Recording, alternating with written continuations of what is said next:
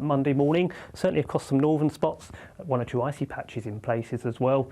Temperatures in towns and cities generally holding up above freezing, close to freezing though in one or two really sheltered spots.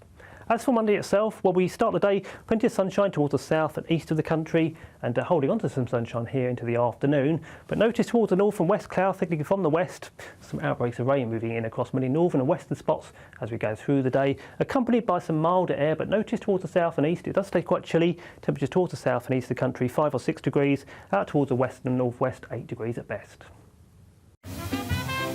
Heavy showers first thing will be followed by a warm, cosy day. Boxed Boilers, sponsors of weather on GB News.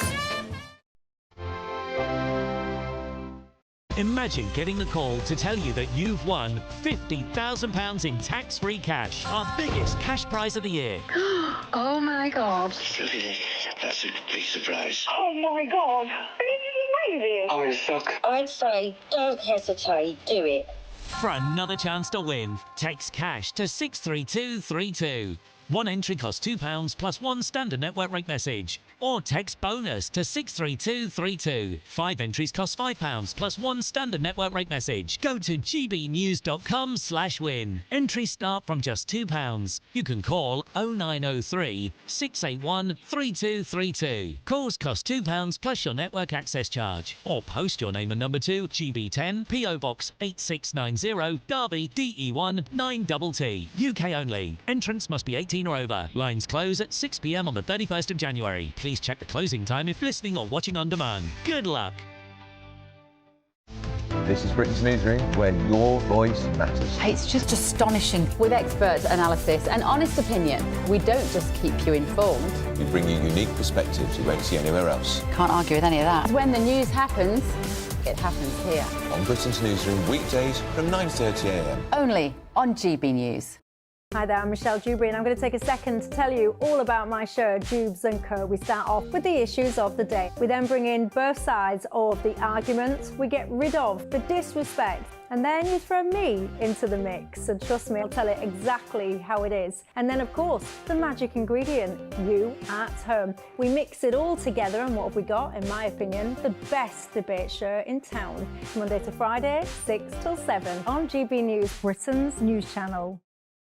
It's Patrick Christie's Tonight, and here we do things differently. It's explaining the absolute madness of this, doesn't it? It's explosive. I mean, this is very good. It's lively. 850. Your government sat there short and it did nothing. It's controversial. And the Middle East has been in turmoil since before I was born. It's everything you need to kickstart your evening. Everyone's had their Weetabix tonight. I love to see it. That's Patrick Christie's Tonight, weeknights from 9 p.m.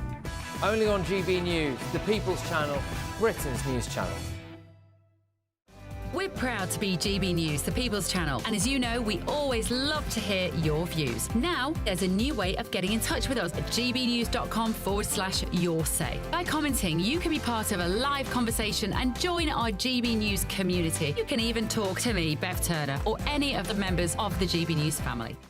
If you want your news to be straight talking... This is a nightmare for the Conservatives again. Down to earth. It's not just Nottingham where this is happening, is it? And most importantly, honest. Hard-working, middle-class taxpayers, they'll get their book thrown at them. Then catch me, Martin Daubney, Monday to Friday, 3 till 6 p.m. on GB News, Britain's news channel.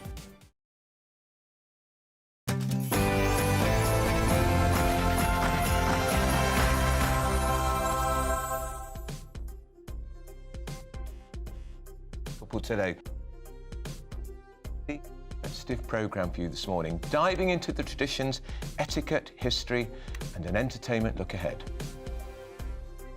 And as royals prepare to gather in Sandringham, the Prince and Princess of Wales are collaborating with a local charity to boost the mental health support for those living on the estate and surrounding areas.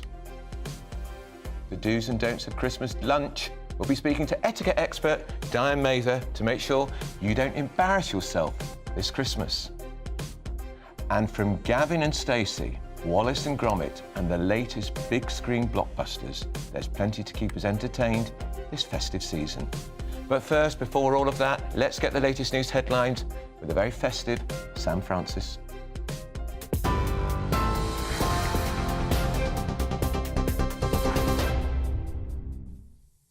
Very good morning to you. It has just gone 11 o'clock. Let's start with the latest developments in Germany, where we now know that 5 people have been confirmed dead, with over 200 injured after a car ploughed into a Christmas market in the eastern city of Magdeburg. Chancellor Olaf Scholz says 40 people remain in a critical condition as authorities name the suspect as a 50-year-old doctor from Saudi Arabia, believed to have acted alone.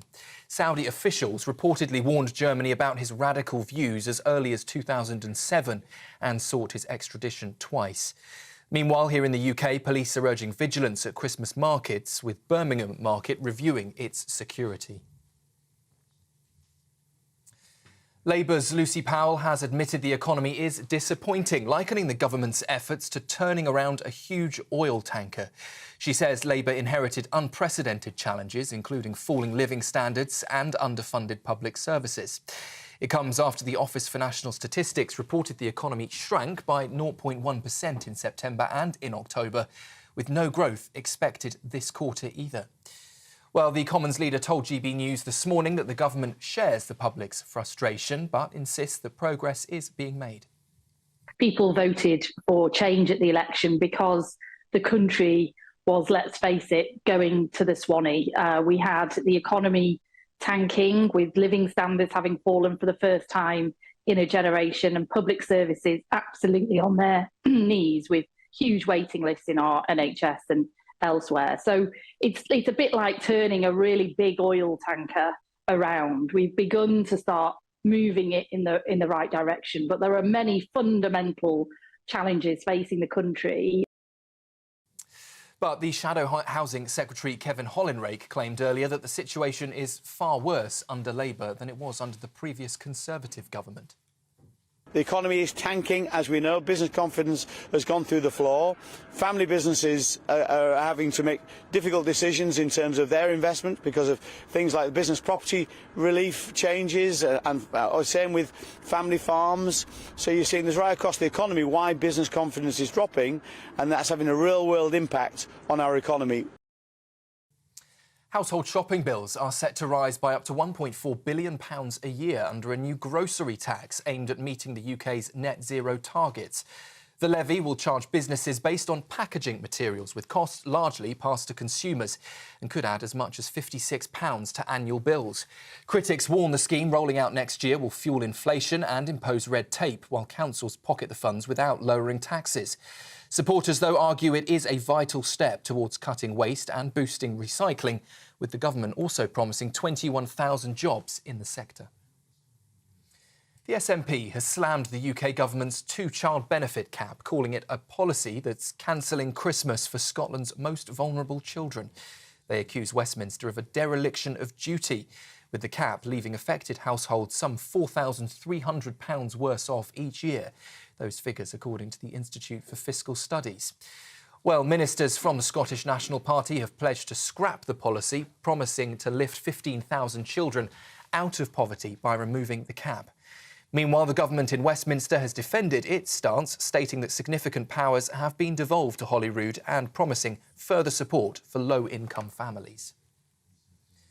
The BBC has come under fire today for refusing to air Freezing This Christmas, a parody of Sir Keir Starmer about the withdrawal of winter fuel payments despite its chart-topping success.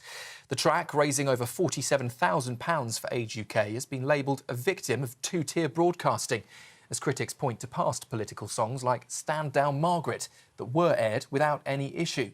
Dean Ager, the singer behind the parody, plans to perform the song at Parliament Square today in protest. But the BBC insists its decision reflects what the audience expect to hear and deny any claims of bias.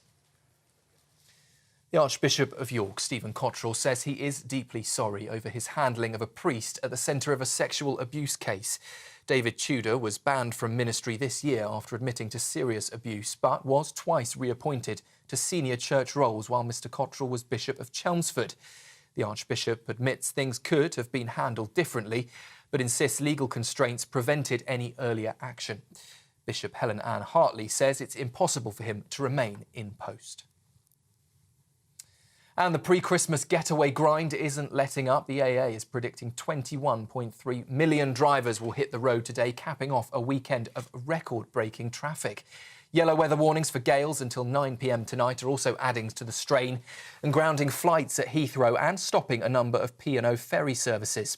The Met Office is also warning of continued disruption and even possible power cuts into the evening.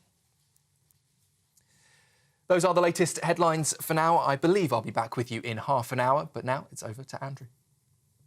For the very latest GB News direct to your smartphone, sign up to News Alerts by scanning the QR code or go to gbnews.com/alerts.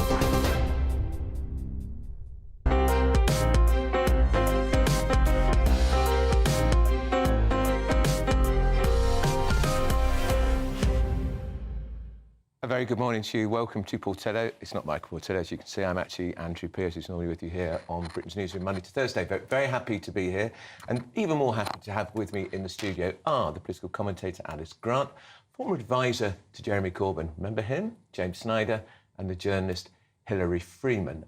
Let's talk, first of all, about Keir Starmer, because according to the Mail on Sunday, he badly needs a holiday. He's been in power 169 days. James Snyder, I thought he'd had quite a few holidays. He's been on 17 trips abroad since he got into number 10. I think those are all work trips. Oh, right. I mean, everybody deserves a holiday at Christmas time, and I imagine being Prime Minister is probably quite a lot of work. It is. Yeah, it's a lot of work, and I think whether you're doing a good job or a bad job, you should still have a holiday, and he's doing a bad job, but yeah, it's fine. I mean, why wouldn't he have a holiday? He did cancel one, which was due... Oh, yes, during the riots. After the riots in Southport, and, of course, that was seen now as a high point of his premiership because his response was seen as very measured and the riots didn't spread out of control. But wherever he goes, he knows he's going to be criticised because there we've pitched him relaxing on a beach, perhaps abroad somewhere, but he is entitled to holidays, isn't he? Yeah, of course. I mean, I think everyone's entitled to a holiday, and also you don't want... There's this idea that our leaders have to be at work the entire time, otherwise they're not working, and everybody needs a bit of a break in order to be able to think. Where would you send him? You've got the world as your oyster. Oh, goodness. And would it be a one-way ticket or a return ticket? Well, I was going to say, I think that the Mail on Sunday really is, it's more of a sort of an unconscious wish that he goes on holiday. Yeah. I think they want a holiday from him. No, let me tell you, working for the Mail, we like the Prime Minister being around because he's the story that just keeps giving. I thought it would be a pretty difficult premiership. I hadn't thought it would be this bad this quickly. No, I don't think anybody thought that, did they? You did? James. Yeah, I did. Okay. Right, well, that's interesting. So why did you think it would be this bad? Well, I could see that his previous track record showed someone who was offering us a very diluted form of Blairism and not really anything strong either way on the political spectrum. No strong ideas, no plan. I don't think he came to power with a very coherent idea of what he actually wanted to achieve.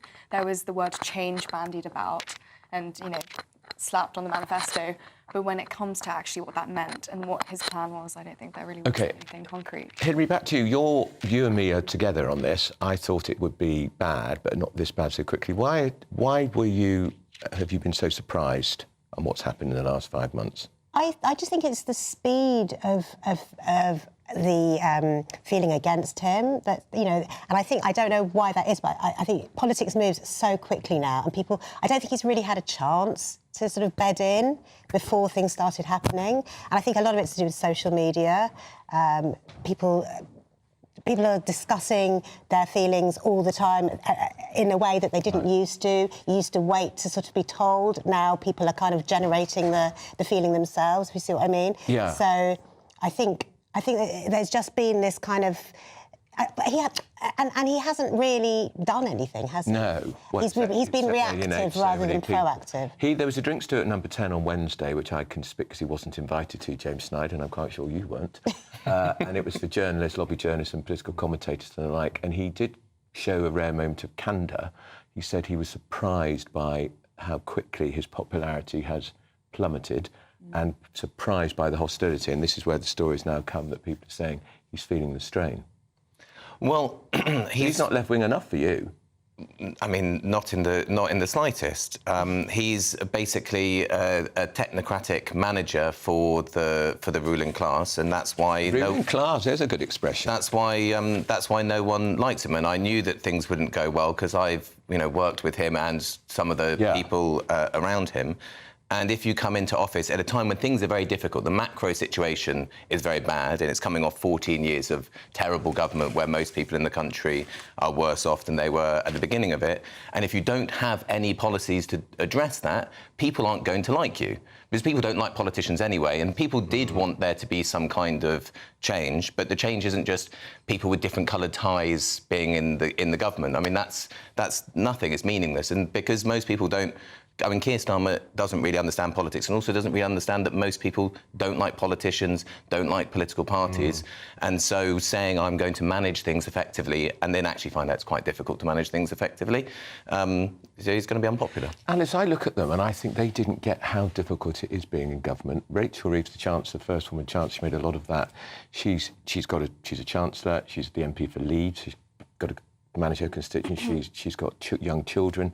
She looks exhausted. And in this piece written by Jason Cowley today, he's just joining the Sunday Times as a commentator. He was editor of the New Statesman for many years. He said she too is struggling now because she knows that her halo, it's not just slipped, it's crashed to the floor with Labour MPs. Winter fuel allowance, the farmers, one disaster after another.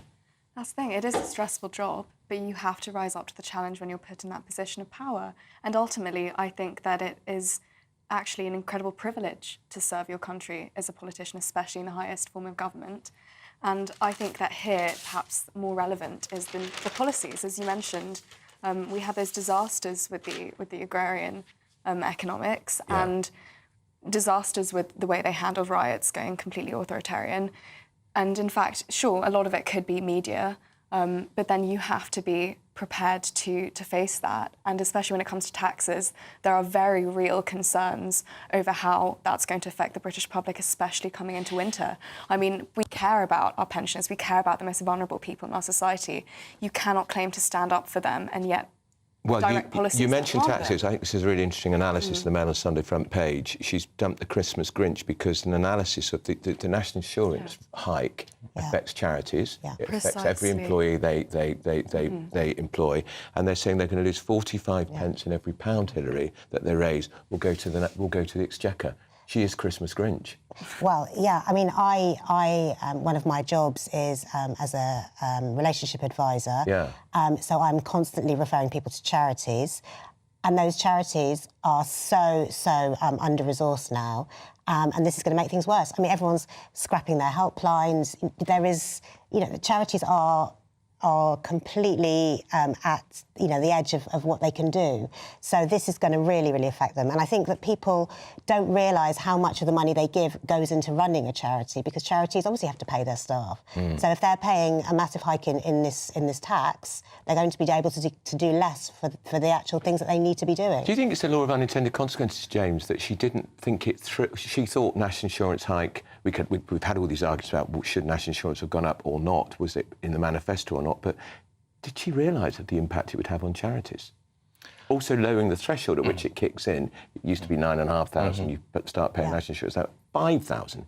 Charities, a lot of them employ people on very low salaries. They've been caught by this national insurance hike. I don't think she's thought through the second or third order consequences of most of the tax changes, which is because she's basically doing, I think, what people in the Treasury want to do. And they have all of these taxes that they're interested in raising, and they show them to every Chancellor every year, and they put them on a spreadsheet. And, the winter fuel one, for example, there would just been someone saying, oh, come on, let's means test this. We've been trying to get this through Chancellors for years and years, James. Sorry? Winter fuel, they've been trying to palm it off on Chancellors for years, the Treasury, and they finally found a mug.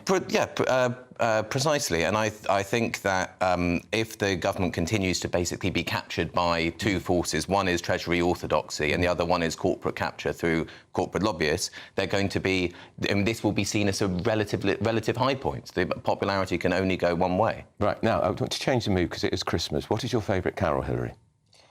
Oh, gosh. Well, I'm Jewish, so I didn't really grow up with carols, but I guess Silent Night. I wondered you say it. James? Hark the Herald Angels Sings, quite a nice one. Alice? Come all ye faithful. Well, I'm asking this because the Church of England, as if it hasn't made enough mistakes, has written to a number of vicars saying, rewrite some of your carols, because all ye woeful carols, censor so they don't upset the faith. Though Come Emmanuel has been singled out. Also... I love Come Emmanuel. Maybe that's my favourite. Who is it going to offend, Hilary? Well, Who is it? You're Jewish. Are you going to be offended by a Christian carol? Well, no. And, you know, actually, at my school, I went to a school where there were a lot of Jewish girls. It wasn't a Jewish school, but they did actually censor the hymns that we sang, so we didn't have to sing anything about Jesus specifically. Right. But this, I mean, this is ridiculous. This is Christmas. It's a festival celebrating Christ. Yeah. And... you know, it's utterly ridiculous to think... I mean, where do people sing carols? Yeah. I mean, you go to a carol concert in the church. Yeah, or around the Christmas tree at home, as we did on Christmas Eve. Yes, but who was going to be offended by that? One of the carols that the Church of England have targeted is Lo, he comes with clouds descending, because the opening line is, Jesus is the true Messiah. Yeah, and your point is? Well, if you celebrate Christmas, that's what you believe. James, are you a Christian? Agnostic? I'm not, but Are you a pagan? Am I allowed to use that word? Probably not. Of course, of course you're allowed to use the term pagan, but I'm not a pagan. Of course, I'll stick up for pagans everywhere. Yeah. No, I mean, people should be allowed to sing whatever they like in their church or in their temple or whatever people go to. I mean, I think this is probably, you know, slightly overcautious from someone in the church, and then it's probably a bit overwritten for a bit of sensation for us to all talk about. But the basic point, the basic point is, people are respectful about other people's religions, and if a Muslim is saying something about their religion, that doesn't mean, therefore, that means I have to follow it in the same thing. Middle-class lefty in church towers is offended by this. It's not a Muslim. It's not. No, precisely. So it's a nonsense. Yeah, Alice. No, I mean, I'm Catholic, so I can't speak for the Church of England, but I think it's really appalling behaviour to do that, because I find that offensive as a Christian. I mean, Christmas is to celebrate the birth of Jesus Christ. And I love carols, and I found a carol concert on the television yesterday, which had on in the background when I was working, and there was a poll, and Silent Night was the favourite. Not only that, but also these are carols which are part of our heritage in this country. Yeah. So to censor them is part of this shaming of our history and our culture, and I think it's quite atrocious. I would boycott and go to the Catholic Church. Yeah, well, there we are. The Church of England, they've not had a bad enough year. They've lost the first Archbishop of Canterbury since Henry II got rid of Thomas Becket all those years ago, and he's resigned over scandal. The Archbishop of York may have to go too over an unrelated scandal. And here we have them, the Church of England now meddling with our Christmas carol, James. Exactly. Well, if that's true that he's the first one who's had to go since Thomas Becket, it shows how we've moved on, because no one had to go and find him and kill him in the. They didn't chop his head off. They didn't chop. Welby's head is still attached to his neck. Yeah, but if you recall, he made a rather unfortunate joke about that in the House of Lords in his resignation speech, and he had to apologise for it because he got that wrong as well. Oh no! Just hopeless. And this, to my mind, I'm afraid, sums up what's gone wrong with the Church of England. Actually, don't you think? Absolutely. In fact, it's quite insulting that this is what they're worrying about, when actually there are lots and lots of people who have been affected by abuse. And will you be singing any carols this weekend over Christmas? Certainly. Good, James. Yeah, I was at a Christmas party the night before last, and there was lots of carol singing. Good. Hilary? Probably not, but I might sing along with the radio. Well, I'm going to Mass. I'm going to be a proper good Catholic this year. I'm going to midnight Mass, and I'm going to Mass on Christmas morning, just because I can this year. Lucky you. They're going to come back. That's my panel: Alice Grant, James Schneider and Hilary Freeman, coming up to a very busy year for the royal family. They're going to celebrate Christmas at Sandringham. I'm also going to be asking you, by the way, to send in your favourite carol. But we now have our royal reporter from the Daily Express, Pandora Forsyth, who's joining me shortly. You're watching Sunday with Michael Portillo. I'm Andrew Pearce, and it's only here on GB News.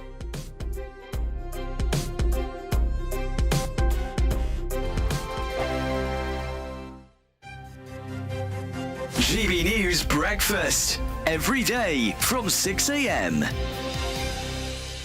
So maybe people are opting for the more traditional ways of meeting people. Organically. Meeting organically. It's the only way to actually... Well, I know some people have it's worked very well for some people. I mean, I personally think that doing things more organically is probably going to be better, or it's more to my taste. But it has worked well for lots of people. So I absolutely agree. There's a very interesting young woman, she's about 22, who writes on this and has a podcast called Freya India. And she talks about this dating industry, and she said all she ever wanted to do as a teenager was go down the pub and meet a man and fall in love.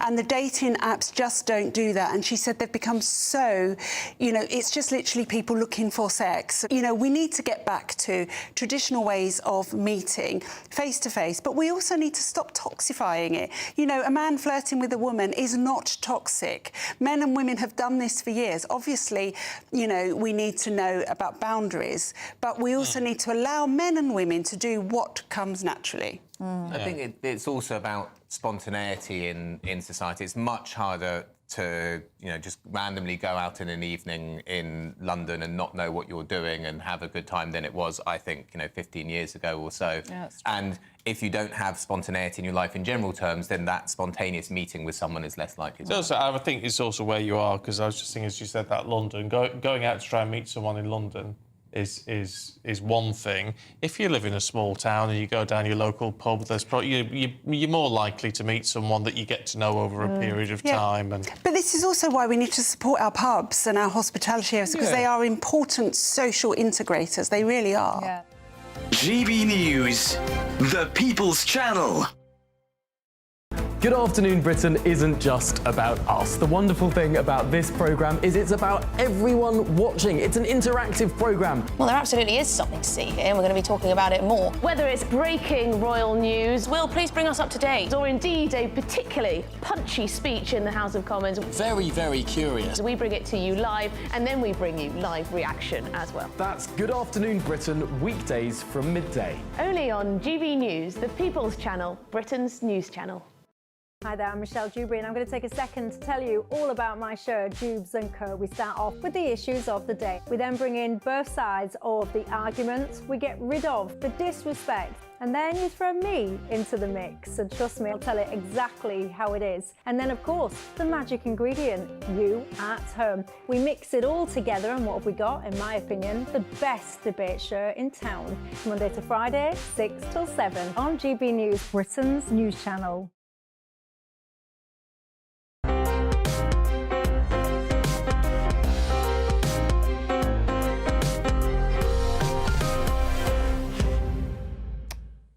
Good morning to you. I'm Andrew Pearce. I'm in for Michael Portillo. Well, it's been a pretty big year politically, hasn't it? But what an extraordinary rollercoaster year for the royal family. From the dual cancer diagnosis of the King and the Princess of Wales to the extraordinary dramas surrounding, yes, him again, Prince Andrew. But as the King told people only this week, when they asked him how he was feeling, he's still alive and looking forward to a busy year ahead.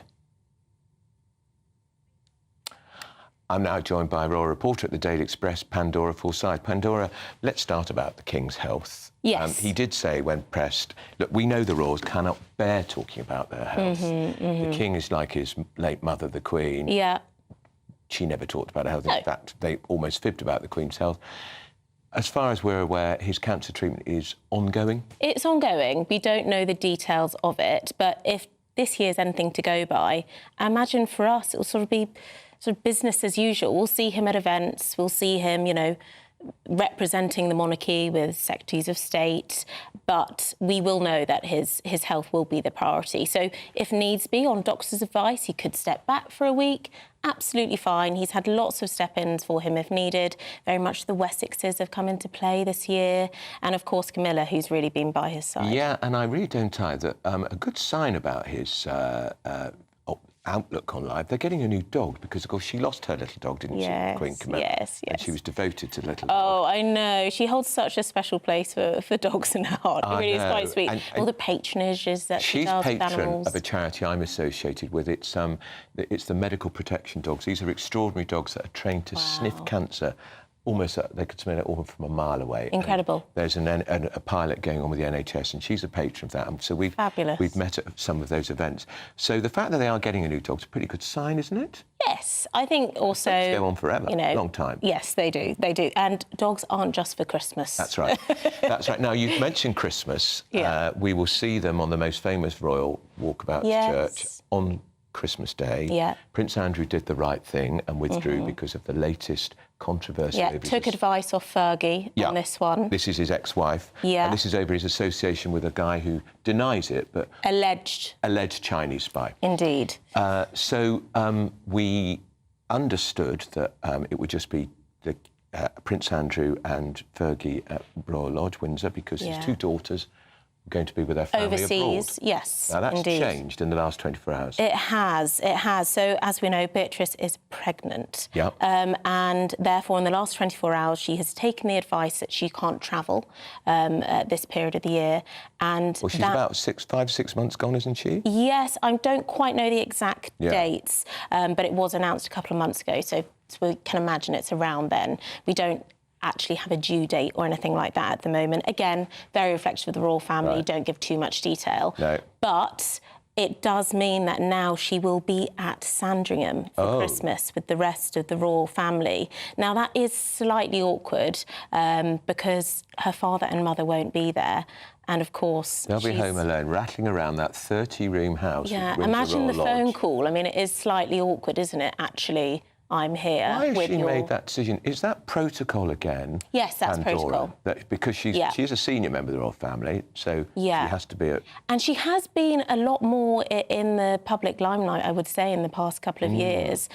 We do know that she very much likes her private life as well, but due to the circumstances, she has had to step in a lot more with different health, of course, with the king and everything that has been going on within the royal family. So, therefore, she's going to be spending it now with the king, the brother of Andrew. So that, I mean, you know, you don't have to be in the royal family to just know how slightly awkward that is. And of course, there's nothing she can do about it. You can't help the family that you're born into. No, I saw her and her mother at a party just about 10 days ago. Sarah Ferguson was typically Sarah Ferguson, bullying and pursuing the guy with the booze because he missed her out. and Eugenia, I didn't see her other sister, but they were both there. But Eugenia, I have to say, was incredibly high spirits. Oh, good. Oh, good. I didn't ask about her father, obviously. No, I think that's sort of reading the room, perhaps. Yeah, and it's Christmas and it's a party, and she doesn't want some horrible hack from the Daily Mail, GB News, talking about as your dad. I think that would have been slightly awkward. So I think yes, well done.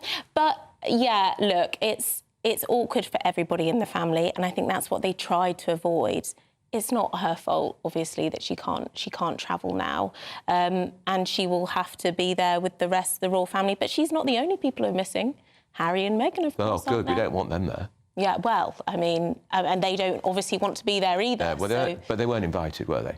Well, I think Charles did extend, an invitation perhaps to Harry and Meghan. Is always open, Imagine it'd be a fly on the wall if those two pitched up. Yeah, I mean, that again, very awkward. I think we're trying to avoid these very awkward family circumstances. I mean, what are you going to talk about? What have you been doing for the last couple of years? Nobody would say very much, Pandora, for the very simple reason they don't trust Harry and they don't trust Meghan, because what they do say either goes in his book or goes in a Netflix documentary or will appear on an American chat show. I mean, maybe, yeah. That's the problem. And if we go by history, then you would think What's happened to that boring Netflix documentary on Polo? Is anybody watching it? So some people are watching it and some people are talking about it. Has it been a success from a critic perspective? No. But I think they do need, juicy... I mean, if I was the executive of Netflix, I'd want something a bit more juicy. And it's also, what I would say is Polo is such an elite sport. It is.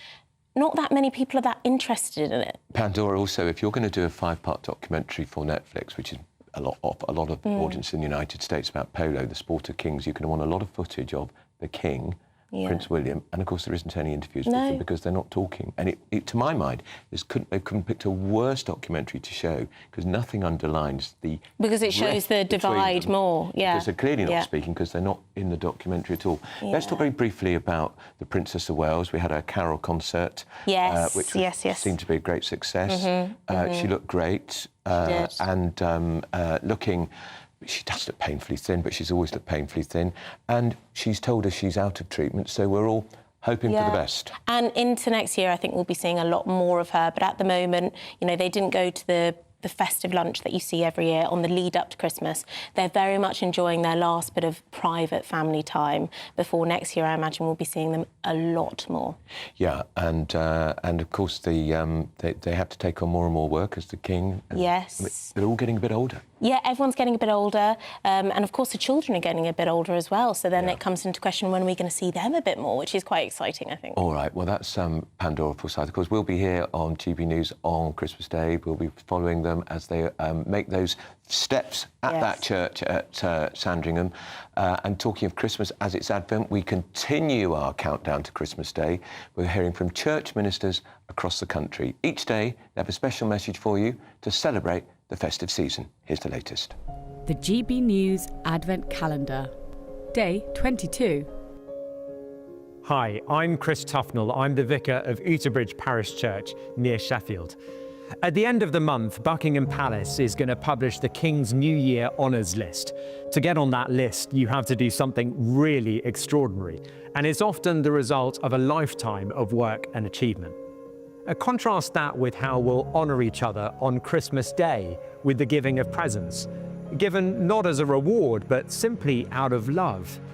That second kind of honouring is what Christmas is all about. Jesus is the King who came at Christmas, not to honour extraordinary people for a lifetime of outstanding service, but to honour ordinary people, carpenters like Joseph, scared new mums like Mary, people working night shifts to try and make ends meet like the shepherds.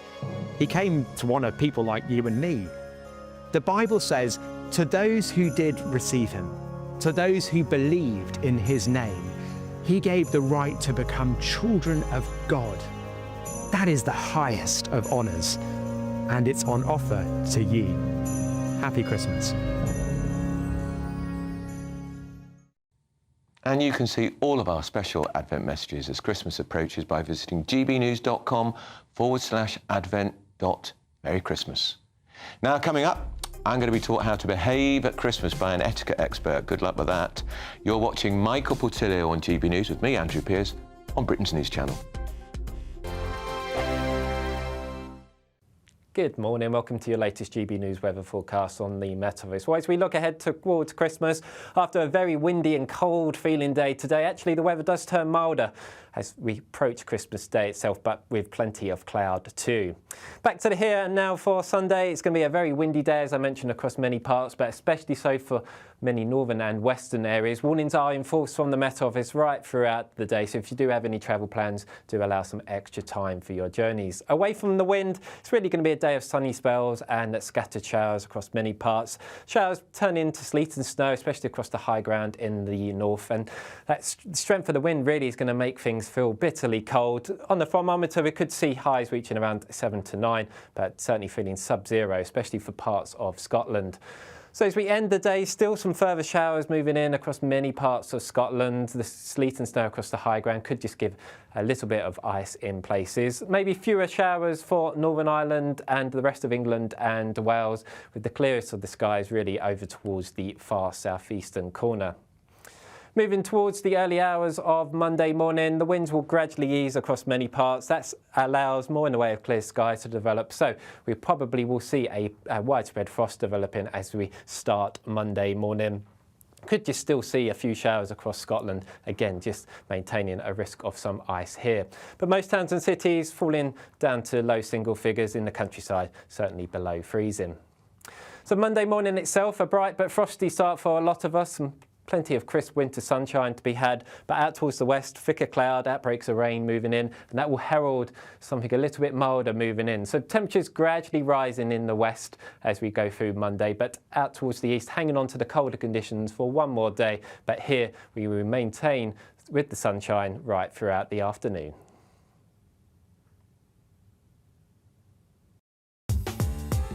I'm Christopher Hope. From pop stars to politicians, I'll interview anybody in a pub who's got a political opinion. Join me every Friday on Spotify, Apple Podcasts, YouTube or gbnews.com, or wherever you get your podcasts. This is GB News, the People's Channel. If you want your news to be straight talking, This is the nightmare for the Conservatives again. down to earth, It's not just Nottingham where this is happening, is it? and most importantly, honest, Hard-working, middle-class taxpayers, they'll get their book thrown at them. then catch me, Martin Daubney, Monday to Friday, 3 till 6 p.m. on GB News, Britain's news channel. Join me, Nana Akwe, for an informative, interactive news programme with a difference It's fun. No, he didn't say that, though. I'm so surprised. I think there's an element of truth to that. Join me from 3 p.m. every weekend, only on GB News, Britain's news channel.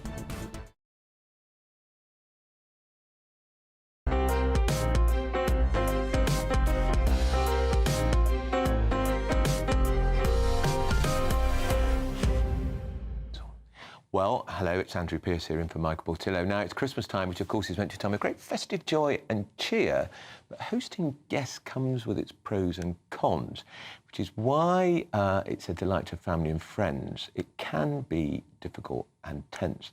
Politics, religion, wrong sort of food, too much booze. Let's talk about the do's and don'ts of Christmas with our favourite etiquette expert, Diana Mather. Diana, hello to you. Hello, Andrew. Look, it's supposed to be a time of great joy, but I talk to lots of mums. The women, I mean, the man is, of course, the head of the household, but Christmas is about mum. It is, boys? I think. And they list off all the things they haven't done, how stressed they are. Isn't that one of the keys to Christmas etiquette? Get organised, if you can. It is, if you can, and it's difficult. Thank God for Amazon, I say, because Yeah. I was always wrapping presents at 3 in the morning. Yeah. Therefore, I was not at my sparkling best necessarily when the children wake up at 6. Yeah. So I think get prepared in advance if you can.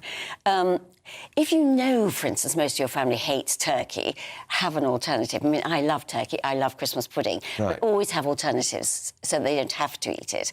And also, I think perhaps not drink too much. Wow, that's interesting. When is the first drink? Well, actually, we have the first drink at about 11. It's with a Bucks Fizz. And is it a proper Bucks Fizz? Yes, it is. Right. Yes. So that is very nice. So, but you have to then pace yourself. But it does depend on what time you eat. Yeah. And I'm going to my son in Sussex and his family, my daughter from France is coming over, so there'll be 11 of us. Right. And we have the French tradition and the English. So what's that? What's the Their main meal is Christmas Eve in Lovely, France. yes. So we have 2 Christmas dinners, which Very is nice. lovely. Yeah. But then you have to pace yourself. We eat after the King's speech, but some people eat at 1, therefore you're not drinking too early, and that's fine. If you don't eat till the evening and you started drinking at 11 o'clock, then Yeah. you definitely have to pace yourself. Do we watch the King's speech? Is that an important part? Yes, definitely, for me, and it is. And I think it is for the children as And well. actually, I noticed, Diana, the figures have been ratcheting up again to watch it. Yes, I think, I mean, the Queen did a wonderful job, and I think also to see the King and what he has to say, because, you know, he does meet so many people, he has met so many people in his life, that he must be, some words of wisdom, I would have thought. Yeah, now what about presents? What is the etiquette about presents? How many?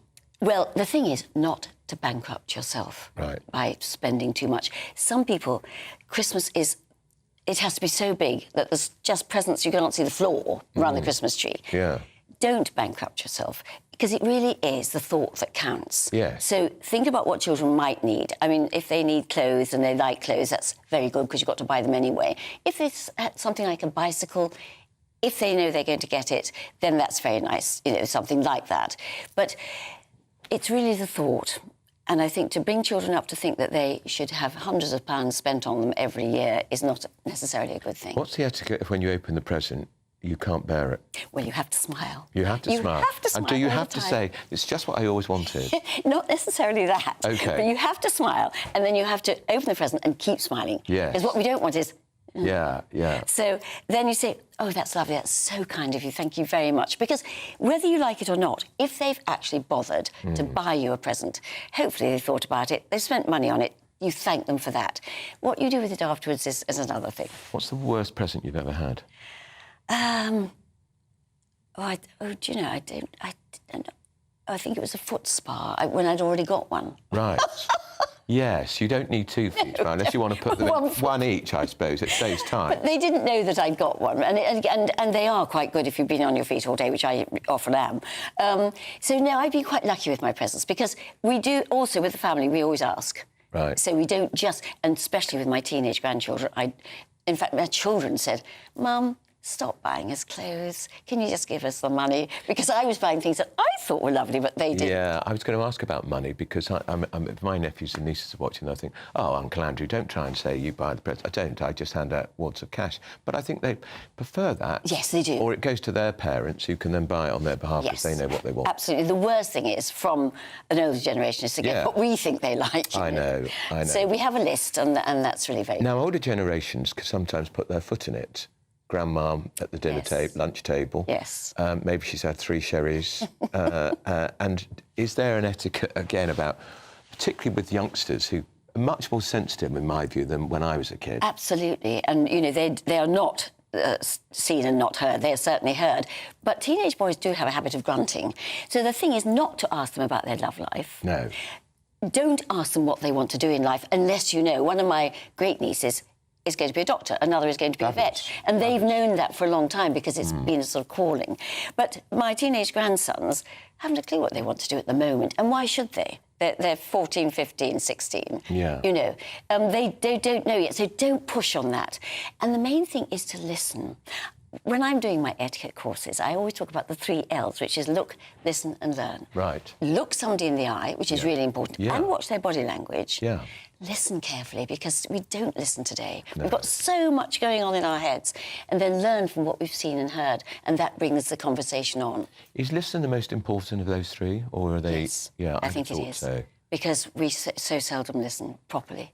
And the way that you know is just to repeat, oh, so that's interesting, you enjoyed that part of the course, that sort of thing. And that prompts them then to talk a bit more. Table plan? Is there a table? Because... yes. And you were interested, you talked about religion and politics. Those are 2 of the things one does not talk about. What, at all? No, because they can get really quite... So no discussion about Donald Trump. Is he going to be good or bad?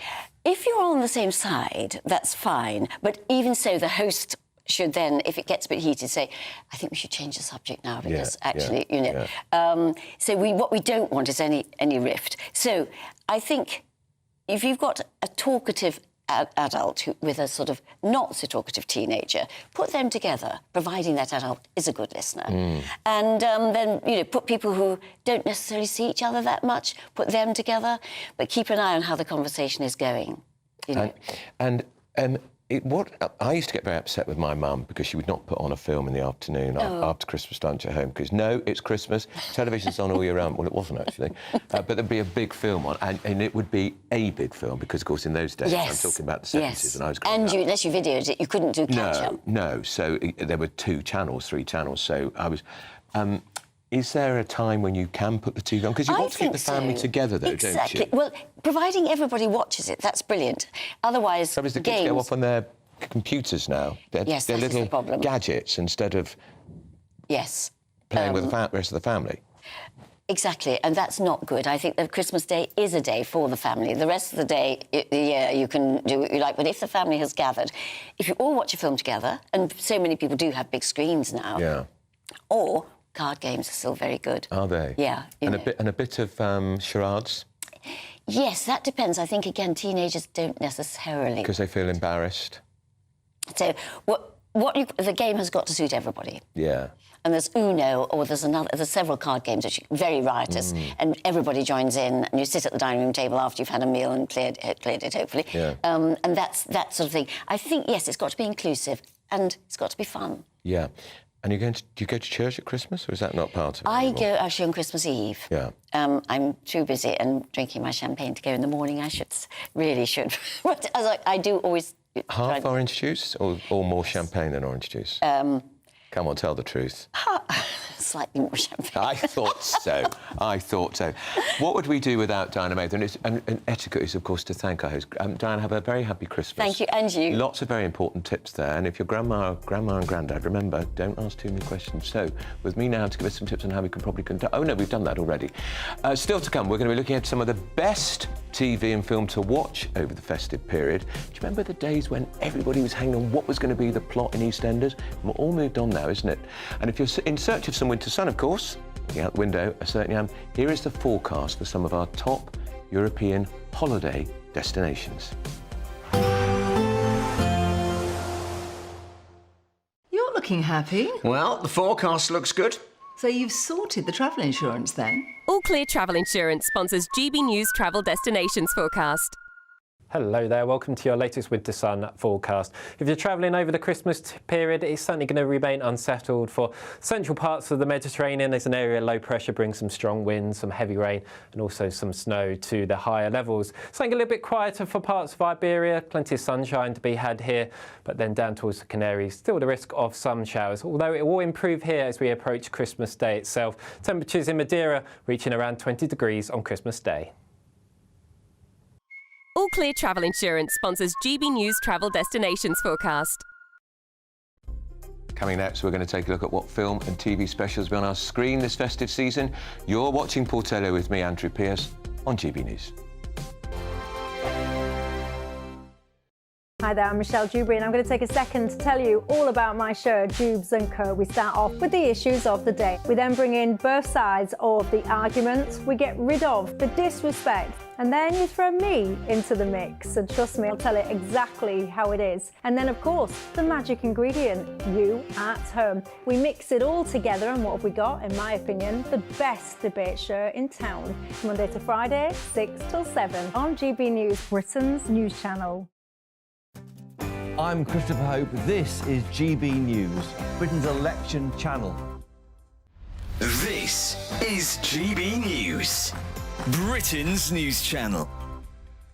Now we're joined now by Sophia Viraji, the co-founder of the Azealia Foundation, which was created due to the tragic passing of her 8-month-old daughter to leukemia. The foundation is doing some incredible work for children's cancer.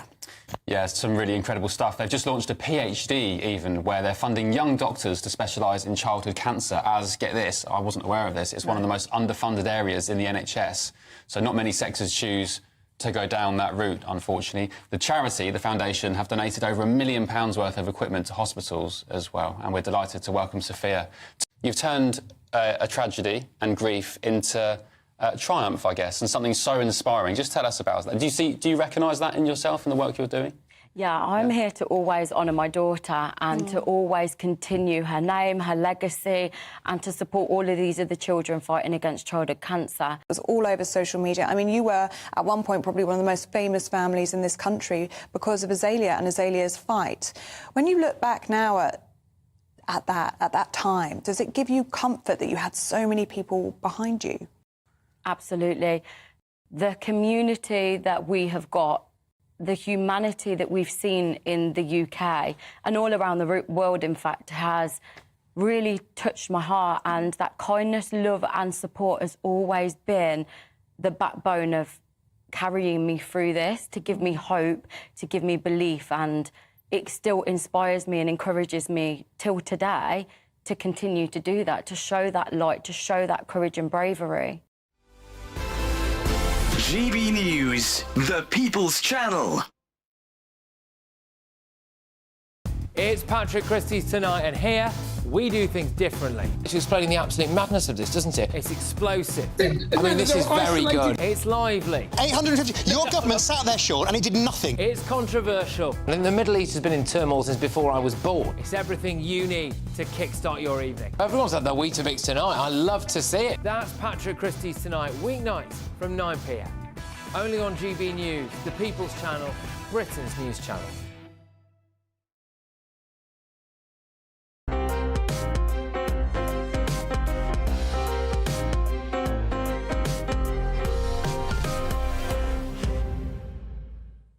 Welcome back to Sunday with Michael Portillo, with me, Andrew Pearce. Well, the festive season is well and truly underway, meaning the specials of our favourite TV shows are going to be popping onto our screens every day, from the classic EastEnders Christmas special to the return of Outnumbered. I'd forgotten all about Outnumbered, to the end of Gavin and Stacey.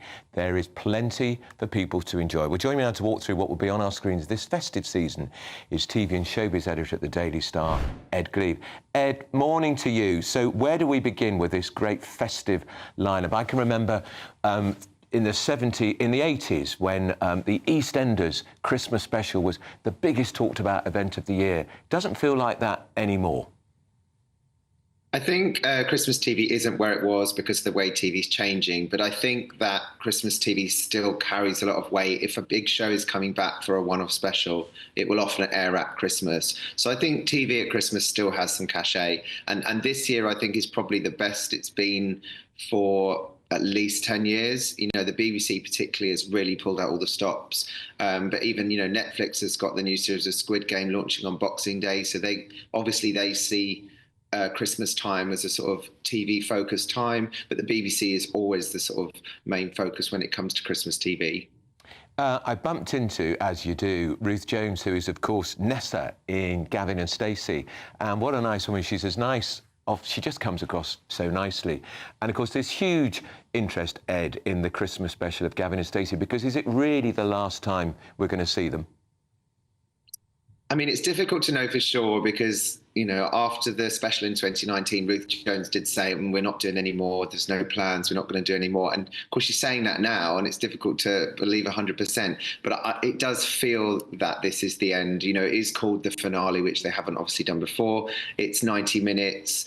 And, you know, James and Ruth have both said once you see it, you'll sort of understand why it can't continue and why it's the sort of time to finish it. I saw it last week, and I have to say it's a really spectacular episode. It's really wonderful. I think lots of last episodes have disappointed people, like Line of Duty or Game of Thrones, but I think with this, people will be happy. Yeah, and is what of EastEnders and the soaps, Ed? Are they? Is it still going to be a big story on Christmas Day? So soaps have kind of struggled in recent years. You know, Emmerdale and Corrie last year were cut to half an hour, which is not a great sign. But this year there's some hope. Corrie's back up to an hour, and it's going to be Gail Platt's exit, which is obviously a big moment for the show. Helen Worth, who plays Gail, has been on the show for 50 years, so that's a massive deal. I imagine lots of fans will want to watch that as it airs rather than on catch-up. And then EastEnders always pulls out the big guns at Christmas because historically EastEnders has had the big Christmas special moments. You referenced the one in 1986. That's the most watched show of all time, 30-odd million viewers, which is, you know, unheard of in this day and age. There's 2 half-hour episodes of EastEnders on Christmas Day, and it's all about Cindy Beale's affair coming to light. There's sort of quite a lot of references to sort of classic EastEnders episodes where like a recording plays in the pub where her affair is revealed. I've seen those 2 episodes as well, and I have to say I was entertained throughout. Very, very entertaining. Like lots of really relatable moments, but also lots of very over-the-top sort of Dynasty style like ridiculousness, which kind of what makes soap fantastic. Cindy Beale's back in EastEnders. That shows how out of touch I am, Ed. I didn't know she was in it again. No, definitely back centre, you know, right at the centre of the action. And I have to say, like, Cindy and Ian is sort of, we feel like we know them, don't we? Because we've been watching them on TV for so many years. And yeah, Cindy Beale is she came back over a year ago and she's kind of been bubbling along, and then she's back to full sort of nasty mode by this Christmas. So if you've been waiting for that, then you can look forward to that. What else should we be looking out for? Is there a Doctor Who special? There is. Doctor Who is on Christmas Day, and at one point it didn't get a Christmas Day slot, so you know it's back where it belongs. I have to say I don't think there's that much excitement around it, purely because there are just so many other big shows on this Christmas. The other one you mentioned is Outnumbered. That's back after 8 years, and I saw this episode as well, and it's really, really good. It's set at Christmas, which is always a nice thing. And all the family are back together. And obviously we all feel like we know those kids. We watch them grow up on the TV, and now they're all in their 20s. And so it's lovely to sort of catch up with the family all these years on and see how they're getting on. And obviously the 2 lead actors, Claire Skinner and Hugh Dennis, are now a couple as well. So it's kind of surreal watching it this time, knowing that they're together in real life. All right, Ed, thanks for that. Ed Glebe, what a bad job he's got, is it really? He's seen all these wonderful Christmas specials before the rest of us. Now, still to come, we'll be going on a musical journey looking at the history of Christmas carolling. You're watching Michael Portillo on GB News with me, Andrew Pearce. It's Britain's news channel.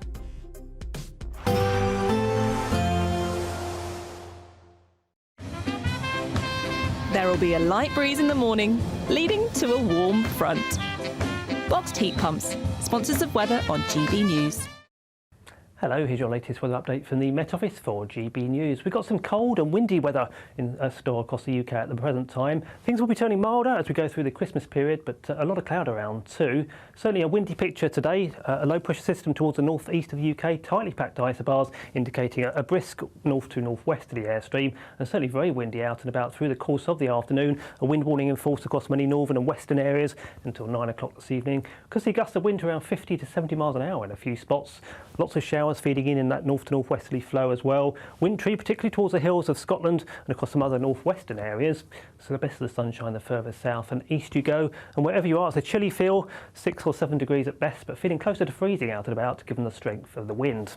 As we head into the evening and through the overnight period, those showers start to ease down, but we hold on to quite a few across Scotland, certainly through the first part of the evening. Still some wintry showers to contend with in places. The best of the clearer weather at this stage towards the south and west of the country. For Northern Ireland, some clear spells, 1 or 2 showers towards the north and west there, and 1 or 2 showers feeding through the Cheshire Gap into the West Midlands too, into parts of North East Wales, but many southern spots ending the day on a dry note with some clear spells around. The winds and the showers start to ease in as we go through the overnight period. Still gales for a time towards the north and west, but as I say, those winds will ease down. Plenty of clear weather then going into the early hours of Monday. Could well see a touch of frost by Monday morning, certainly across some northern spots, 1 or 2 icy patches in places as well.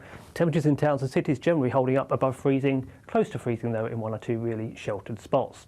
As for Monday itself, well, we start the day plenty of sunshine towards the south and east of the country, and holding on to some sunshine here into the afternoon. But notice towards the north and west, cloud thickening from the west, some outbreaks of rain moving in across many northern and western spots as we go through the day, accompanied by some milder air. But notice towards the south and east, it does stay quite chilly. Temperatures towards the south and east of the country, 5 or 6 degrees. Out towards the west and northwest, 8 degrees at best. Even though we'll see a cloudy start, it'll be a bright outlook for the rest of the day. Boxed Solar, sponsors of weather on GB News.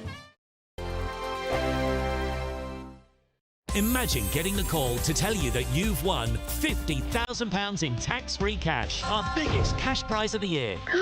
Oh my God. That's a big surprise. Oh my God. This is amazing. I'm in shock. I'd say don't hesitate, do it.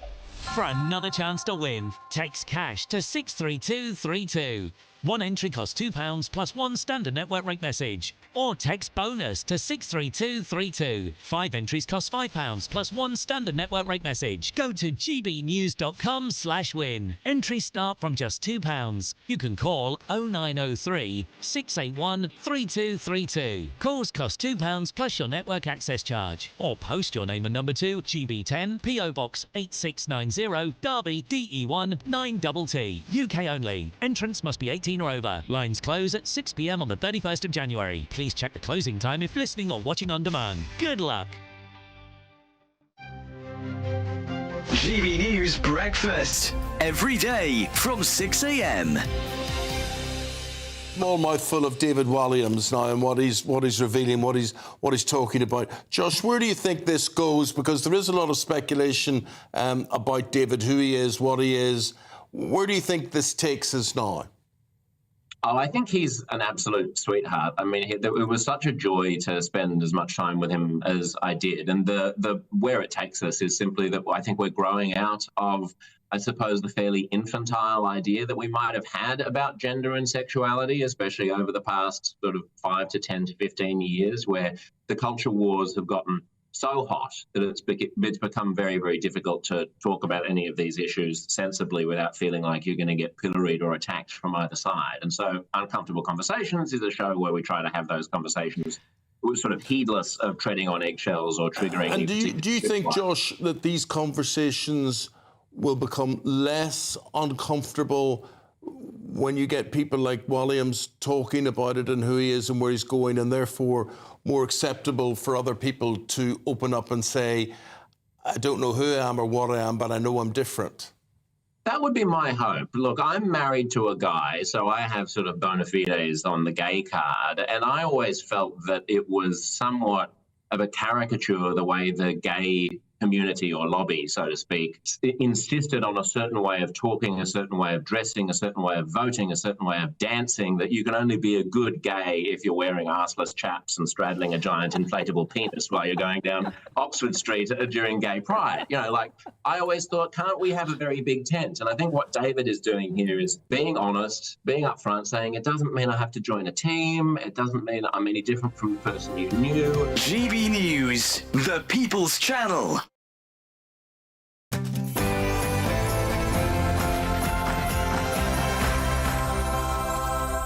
Good morning and welcome to Portillo. I'm Andrew Pearce, standing in for Michael Portillo this weekend, and we've got an especially festive programme for you this morning, diving into traditions, history and best food of the festive season. Well, what is Christmas without a bit of carols? But where does tradition come from?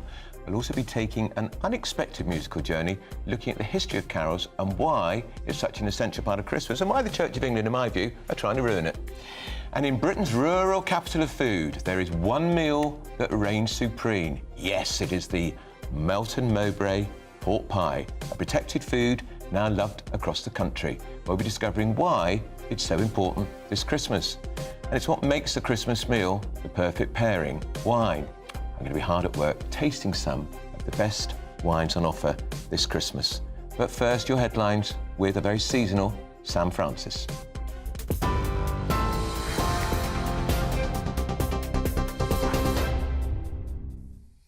Andrew, thank you, and good afternoon to you. It is exactly 1 minute past midday. Well, the top story this hour: 5 people are now confirmed dead, with over 200 injured after a car ploughed into a Christmas market in the east of Germany. Chancellor Olaf Scholz says 40 people remain in a critical condition, as authorities name the suspect as a 50-year-old Saudi doctor believed to have acted alone.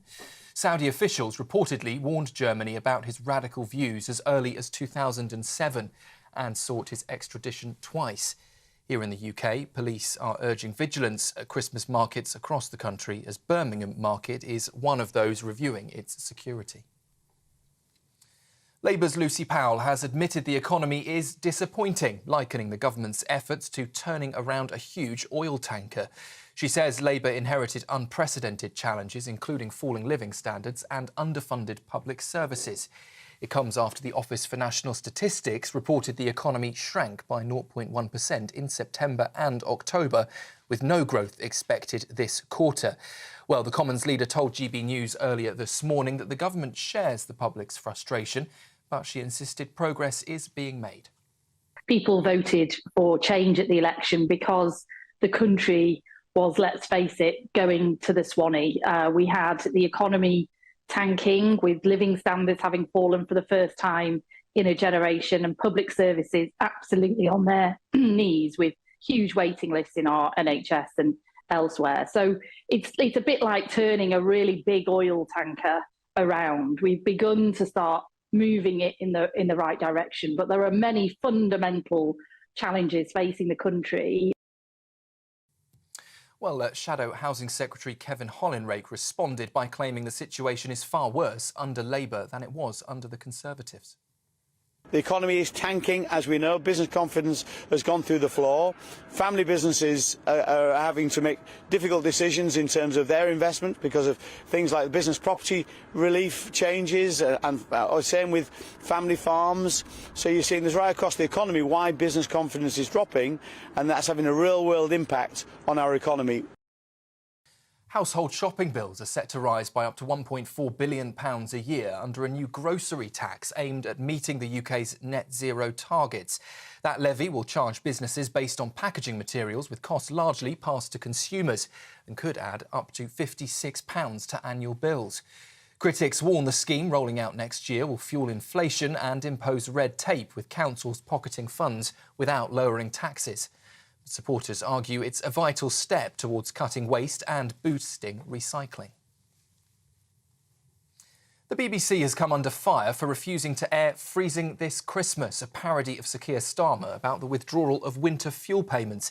Despite its chart-topping success, the track, raising over £47,000 for Age UK, has been labelled a victim of two-tier broadcasting, as critics point to past political songs like Stand Down Margaret that were aired without issue. Dean Ager, the singer behind the parody, plans to perform the song at Parliament Square in protest. But the BBC insists its decisions reflect what the audience expect to hear and deny any claims of bias. The Archbishop of York, Stephen Cottrell, says he is deeply sorry over his handling of a priest at the centre of a sexual abuse case. David Tudor was banned from ministry this year after admitting to serious abuse, but was twice reappointed to senior church roles. The Archbishop admits things could have been handled differently, but insists legal constraints prevented any earlier action. Bishop Helen Ann Hartley says it's impossible for Mr Cottrell to remain in post.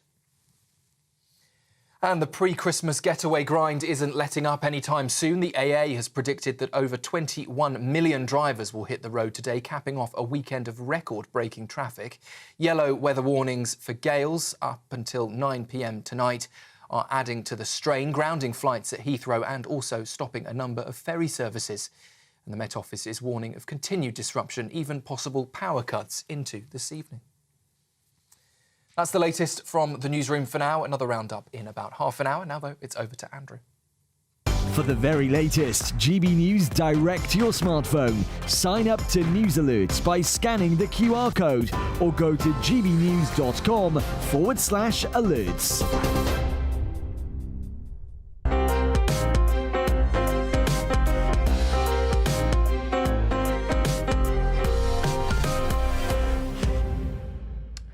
I'm Andrew Pearce in for Michael Portillo. Delighted to say back with me in the studio is my panel, the political commentator Alice Grant, former advisor to Jeremy Corbyn, James Schneider, and the journalist Hilary Freeman. Well, let's talk about Keir Starmer. There's a very, very interesting record that the BBC won't play. It's called... has anyone listened to it? No. No, first I've heard of it, actually. Yeah, me too. Yeah. Me too. Well, it's racing up the download charts. It's called Freezing at Christmas. I think we've got it. So have a listen to this. It'll be freezing this Christmas without fuel at home. It'll be freezing this Christmas while Keir Starmer's warm. It'll be cold, so cold, without fuel at home this Christmas. She told me that she doesn't get out of bed till midday because she didn't want to turn the heating on. So that is called Freezing This Christmas. It's by Sis Starmer and the Granny Harmers. I think it's genius. And let's go to... The BBC are refusing to play it because they say there isn't a demand, but it's doing brilliantly on the downloads. It's racing up the charts. Should they play it, the BBC? Well, I don't really understand the way that the music industry works anymore and the charts work anymore. I'm afraid I'm of the time when I really miss... What you're trying to say is you're I'm old. older. Yes, well, I'm even old. older. But this is all to do with downloads. Indeed. And people are downloading in vast numbers. And on sheer downloads alone, it would reflect the fact there is a demand for it, but the BBC is stubbornly not playing it. And yet when Mrs Thatcher died, they played a song, something like Ding Dong, the Witch is Dead. Yes, I remember. Yeah, I remember. But the thing is, not playing something, basically banning something, is the way to make it popular, isn't it? Remember, Frankie Goes to Hollywood, anything that they've ever banned has gone to number one. Yeah. What do you think? I mean, by banning it, that's why we're talking about it. We wouldn't be talking about this song, James. The BBC had stupidly banned it. So I thank the BBC, because otherwise I wouldn't have heard about it. Are you going to download it when you get home? At your Christmas lunch? I'm not going to download... If it's on Spotify, I might listen to it on the way home. And I liked that they were playing little bits of things that he's said in the past, because he's said lots of very nice things in the past and then done the exact opposite in the future. Yeah. Did you know about the song? I didn't know about the song. Right. It is, I think, a genius idea. Alice, you have to come on GB News to be amazing. It is a talking point, and it is because of the BBC's idiotic decision to ban it. No, I agree, but I think that, we're living in an age where more and more the people are able to decide what they want and vote with their power as consumers over social media, and I think that's what's going to happen with this song. James, I'm going to move on to other things, but this government has made a series of missteps. You are a Corbynista, you are a critic of this government, of course, but is the winter fuel allowance, taking it away from 10 million pensioners, which was announced as a standalone measure, the biggest mistake they've made in your view? Yes. Because it was the first thing that anybody had really heard the government doing, so it set the tone, and it unites in opposition all the way from the right to the left, everybody, and the reasoning for it, which was otherwise, there might be a run on the pound and we're bankrupt, etc. But for the amount of money that it saves through the means testing, so nobody buys it as a necessary step. So I think that's really cut through, and I think that's been the biggest mistake they've made. Alice, for you, what's been the biggest mistake they've made? I would say definitely targeting our pensioners in this way, and also exacerbating this, because we must remember that it's not just about policies like the winter fuel allowance, but it's also the greater agenda, which is trying to cut all carbon from our economy, which, obviously we do have a duty to try to protect our environment in ways that are sensible, but I think this is quite reckless because it is going to affect disproportionately the most poor people in our society. It's going to further impoverish our elderly, and there should be measures made to protect them, not to harm them. Hilary, who would have thought a new Labour government 5 months into power would be parodied in a song that's racing up the charts, and being parodied because it's effectively saying pensioners are going to have to choose between heating and eating? Would you have conceived that this was possible when Keir Starmer was walking into number 10 on July the 4th, July the 5th? Well, the way things happen so quickly now, probably yes. But no, I wouldn't have thought that they would be so unpopular. I want to know who Sir Starmer and the Granny Harmers are. They've got a great future, haven't they? They have, yeah. I want to know who's behind it. And I don't know when the next charts are out, but, there must be... They're very close to the top 20, and we're playing it here. And I played it on my Britain's Newsroom the other day, and it's getting a lot of cut-through. I think they've already gets number 1. But they've already announced the Christmas number 1. Have they? Yes. Well, it can be... It's Last Christmas, it's Wow. Oh, it's George Michael. Yeah. Oh, no, right, cool. Let's talk about another... You mentioned net zero, Alice. So the headline on the front page of the Sunday Telegraph, you're talking about climate changes, net zero grocery tax to push up our food bills. Yeah. What are they doing? This is the issue. The issue is that the solutions being provided to ostensibly amend or heal our planet are actually just going to further draw us into poverty, rise our taxes and centralise more power to government.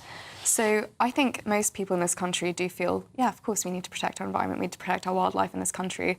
But the reality is that there are still, nations like China who are burning coal whilst we are being punished as the people for climate change. So this is a levy they're going to put on supermarkets because of packaging, James. Do you think it's the right thing to do? 1.4... This is a complete piece of misreporting. It's not to do with net zero, and it's not a grocery tax. They're saying that grocery stores will be charged a small levy to get them to use less plastic packaging. 1.4 billion is not... They're trying to reduce the amount of plastic packaging. Right. So it's not a tax on groceries. Right. They are saying that that the effect is likely to be groceries will rise by about £1 a week. That's the average thing for the amount that's passed on. But we don't know. It's possible the supermarkets could pay for it. It's a bit like how we pay 5p or 10p for a plastic bag now. Well, they're 50p now. Right, OK, fine, whatever it is, but it's a bit like that. And the point, I imagine, is to bring in some kind of behaviour change. I don't know how much the 50p bag is, because I don't take the plastic bag anymore. But it's all about cost of living, isn't it? This government came in on the back of the cost of living crisis. Look, £1 a week may not sound a lot to us four in this studio, but if you're on pension on limited income, every time you've got winter fuel, you've lost £300. Sure. This is another £52 a year. The water bills are going up again, an extra £86, or is it £36 because of these useless water companies haven't cleaned our rivers properly. I mean, it's all adding up. Well, I mean, this is all about companies making profits, isn't it? Really, they don't have to pass on the packaging costs to the consumer. They could just have lower profits.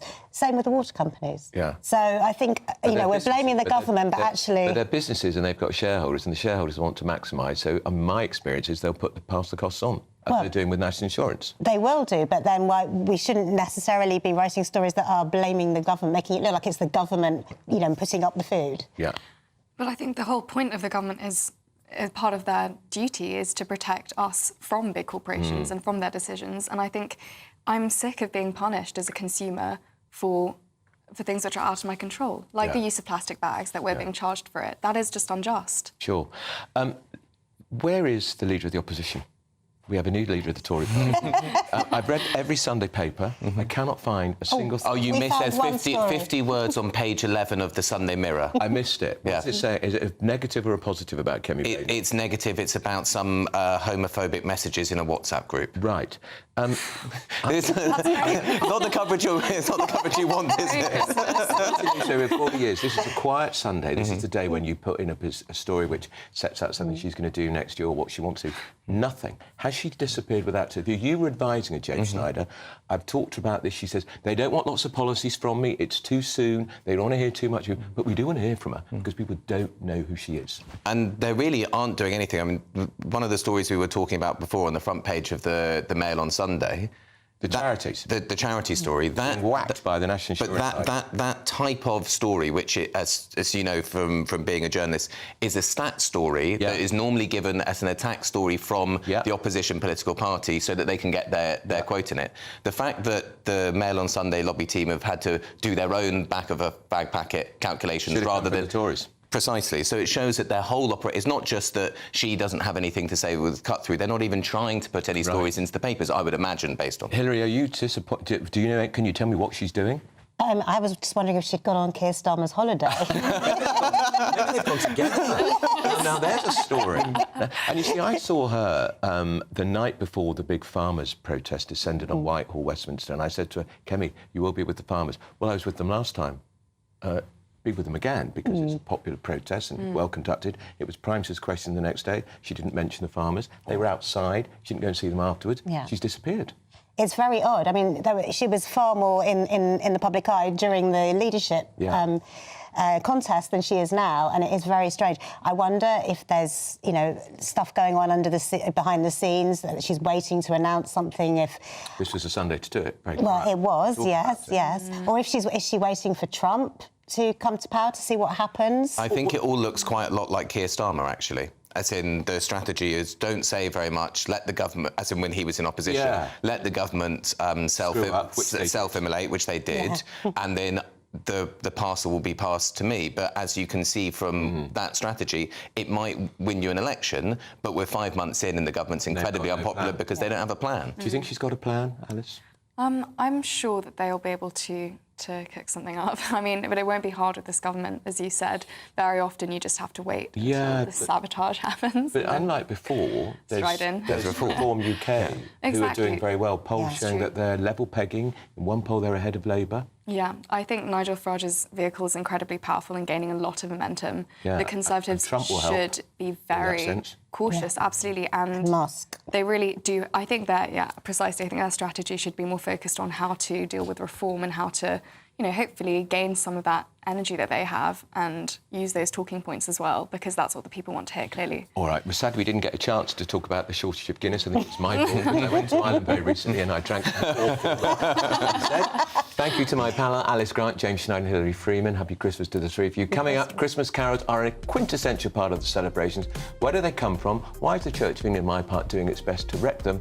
I'm going to be joined by a carols expert, Dr Andrew Grant, next. This is Sunday with Michael Portillo. I'm Andrew Pearce, only on GB News.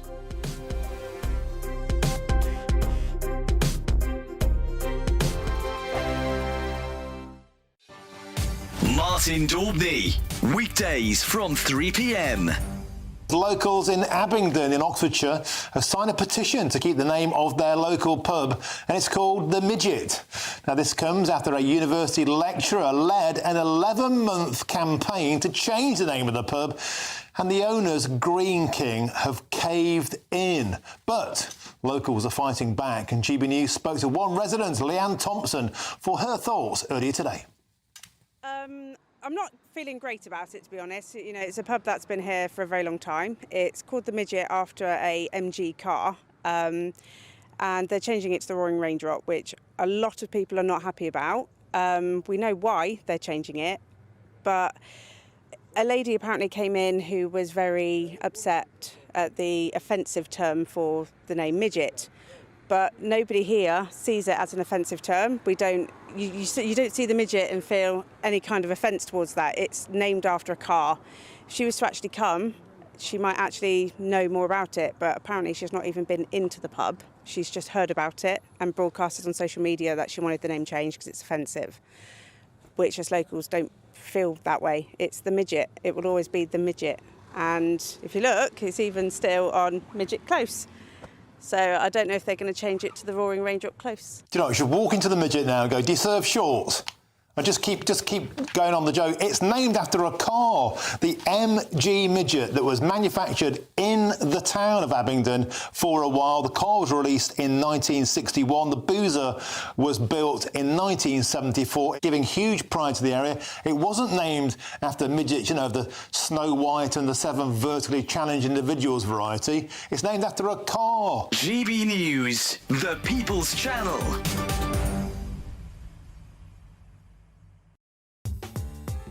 I'm Christopher Hope. From pop stars to politicians, I'll interview anybody in a pub who's got a political opinion. Join me every Friday on Spotify, Apple Podcasts, YouTube or gbnews.com, or wherever you get your podcasts.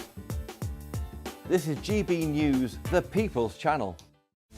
This is Britain's Newsroom, where your voice matters. It's just astonishing. With expert analysis and honest opinion, we don't just keep you informed. We bring you unique perspectives you won't see anywhere else. Can't argue with any of that. When the news happens, it happens here. On Britain's Newsroom, weekdays from 9:30 a.m. Only on GB News.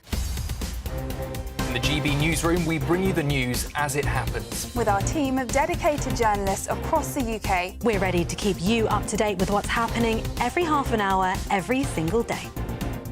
Bulletins here on GB News. The People's Channel. Britain's news channel.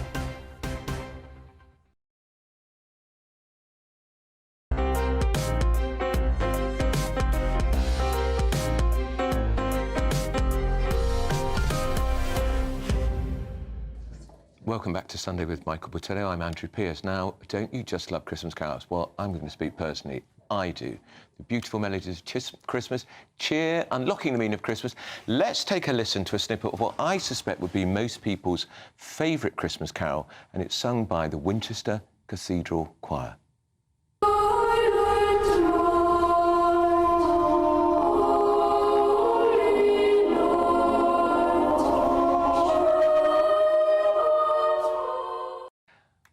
What is the history behind all our favourite carols? Well, carols, I just said camels, forgive me. Wrong. With me now is the author of the new book, Deck the Hall, which uncovers the history of Christmas classics. Welcome, Dr. Andrew Grant. Can you say, first of all, Andrew, there's your book, if people are listening on the radio, Deck the Hall, looks beautiful, lovely wreath. Why is it always choir boys? Well, it's nice to be with you, Andrew. Happy Christmas to you.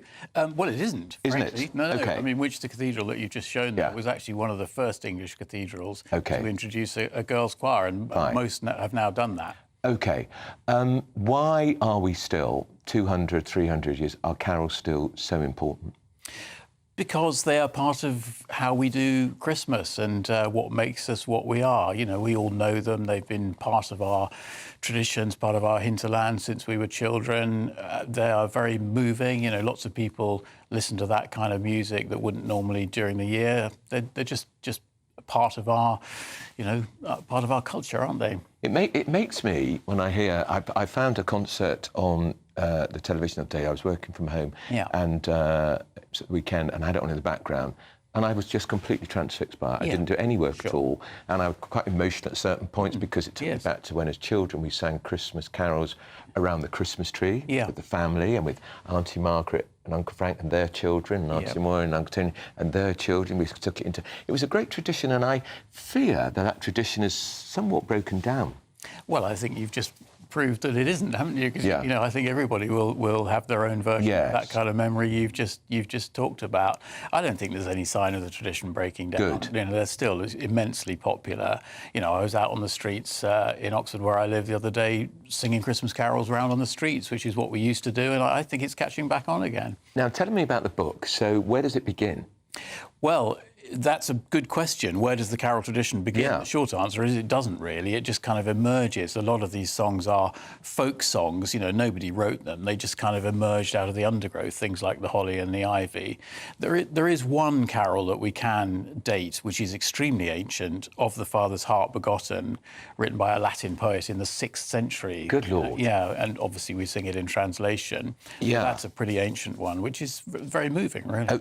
One of my... Because for my sins when I was a little boy, I was an altar boy, and I went to a comprehensive school, and I was quite a good singer before my voice horribly broke, and I can remember having to sing a verse of O come, Emmanuel on the altar. Yes. And it's still one of my favourites, and that's... I dated that 1710, English translation 1850. Yes, and that's a pretty good example of how the tradition works, because, you know, that's a Latin plainsong hymn, which dates back, you know, probably 1,000 years to when plainsong was the language of the church, incorporated into, you know, English usage and translated in the Victorian period, which is when a lot of what we know of as our Christmas carols were kind of put together from all sorts of different elements. And often when I look at, I mean, I was at church yesterday. I went to church yesterday evening, actually, and I was looking at the carols in the carol book, and it says English translation. Yes. English.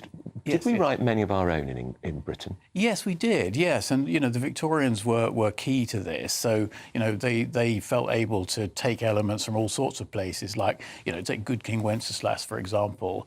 The tune to that was originally found in a school songbook printed in Finland, of all places, in the 1580s, to a Latin poem about the coming of spring, nothing to do with Christmas, nothing to do with church.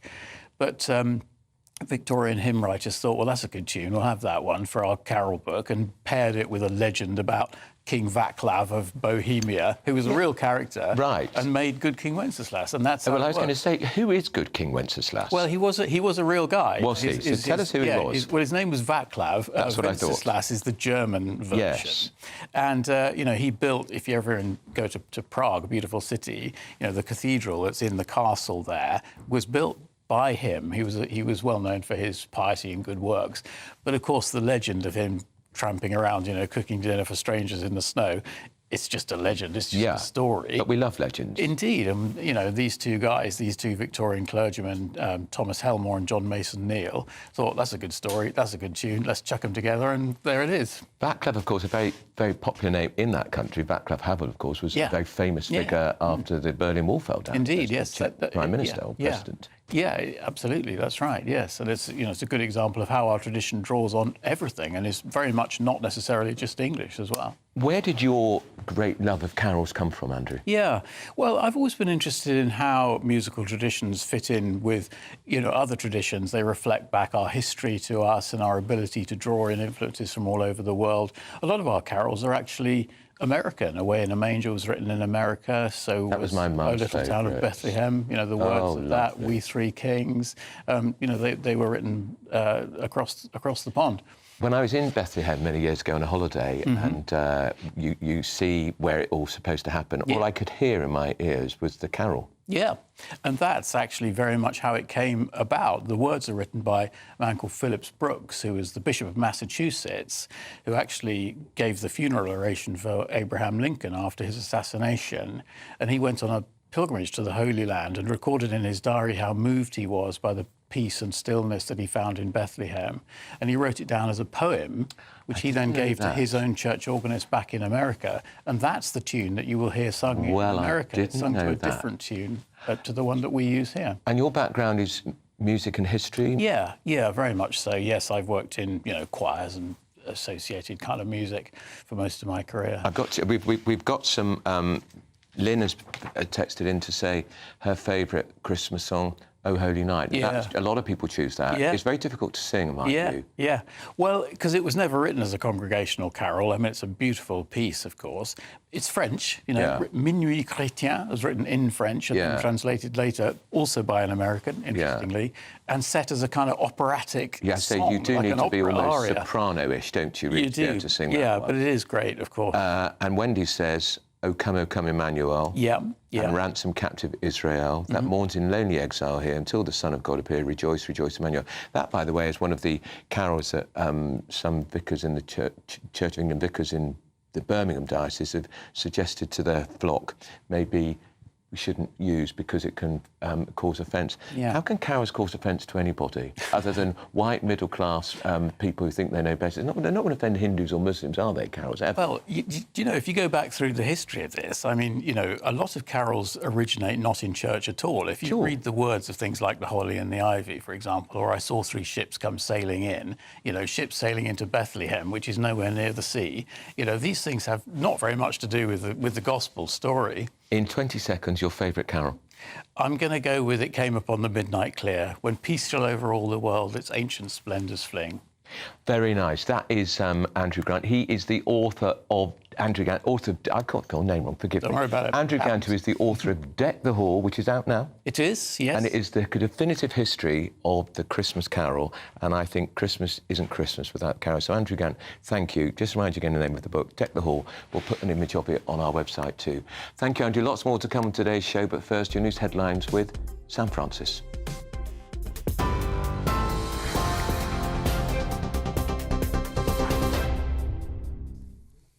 Very good afternoon to you. It's just coming up to 12:30. Well, 5 people are now confirmed dead, with over 200 injured after a car ploughed into a Christmas market in Germany.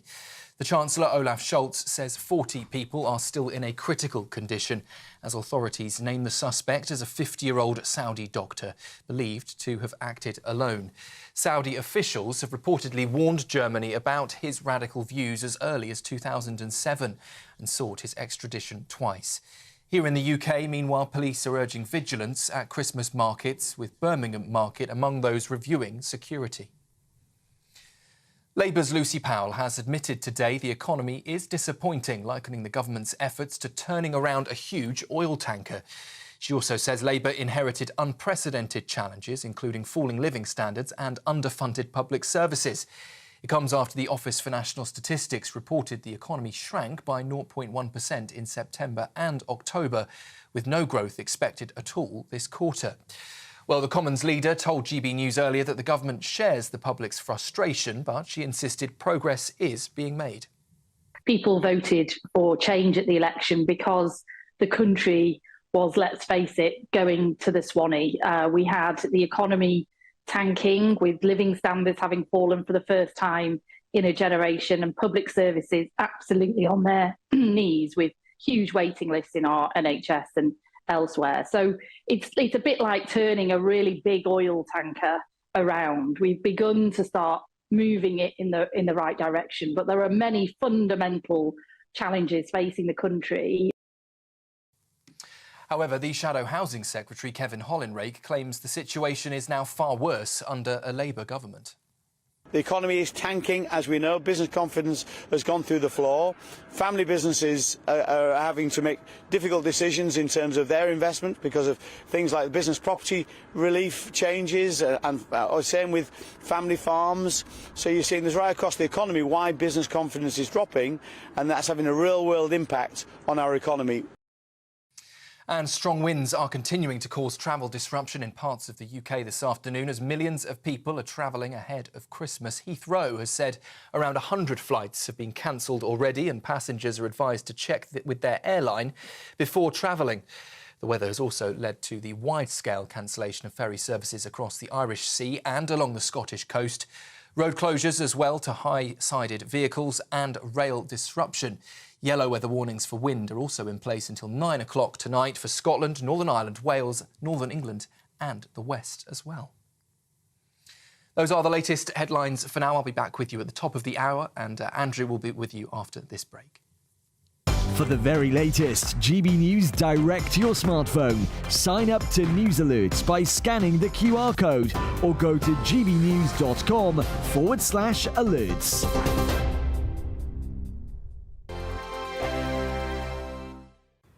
Hello, here's your latest weather update from the Met Office for GB News. We've got some cold and windy weather in store across the UK at the present time. Things will be turning milder as we go through the Christmas period, but a lot of cloud around too. Certainly a windy picture today. A low pressure system towards the north-east of the UK, tightly packed isobars, indicating a brisk north to northwesterly airstream, and certainly very windy out and about through the course of the afternoon. A wind warning in force across many northern and western areas until 9 o'clock this evening. Could see gusts of wind around 50 to 70 miles an hour in a few spots. Lots of showers feeding in that north to northwesterly flow as well. Wintry, particularly towards the hills of Scotland and across some other northwestern areas. So the best of the sunshine the further south and east you go. And wherever you are, it's a chilly feel, 6 or 7 degrees at best, but feeling closer to freezing out and about given the strength of the wind. As we head into the evening and through the overnight period, those showers start to ease down, but we hold on to quite a few across Scotland, certainly through the first part of the evening. Still some wintry showers to contend with in places. The best of the clearer weather at this stage towards the south and west of the country. For Northern Ireland, some clear spells, 1 or 2 showers towards the north and west there, and 1 or 2 showers feeding through the Cheshire Gap into the West Midlands too, into parts of North East Wales, but many southern spots.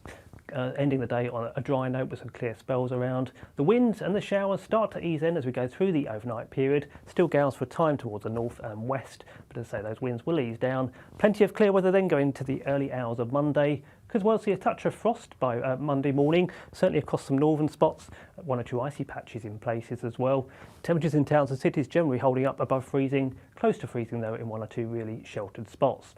As for Monday itself, well, we start the day, plenty of sunshine towards the south and east of the country, and holding on to some sunshine here into the afternoon. But notice towards the north and west, cloud thickening from the west, some outbreaks of rain moving in across many northern and western spots as we go through the day, accompanied by some milder air, but notice towards the south and east, it does stay quite chilly. Temperatures towards the south and east of the country, 5 or 6 degrees, out towards the west and northwest, 8 degrees at best. We're proud to be GB News, the People's Channel, and as you know, we always love to hear your views. Now, there's a new way of getting in touch with us at gbnews.com/yoursay. By commenting, you can be part of a live conversation and join our GB News community. You can even talk to me, Bev Turner, or any of the members of the GB News family. This is Britain's newsroom, where your voice matters. It's just astonishing. With expert analysis and honest opinion, we don't just keep you informed. We bring you unique perspectives you won't see anywhere else. Can't argue with any of that. When the news happens, it happens here. On Britain's newsroom, weekdays from 9:30 a.m. Only on GB News.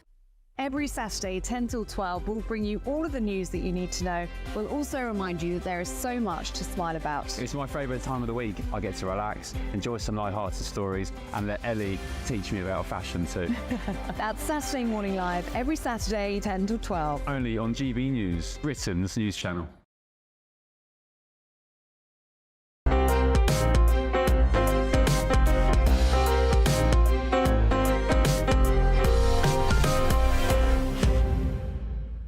I'm Andrew Pearce in for Michael today. Well, it's only a few days away, isn't it? And of course, that festive food is literally flying off the shelves on many dinner tables throughout Britain. You're going to find a pork pie.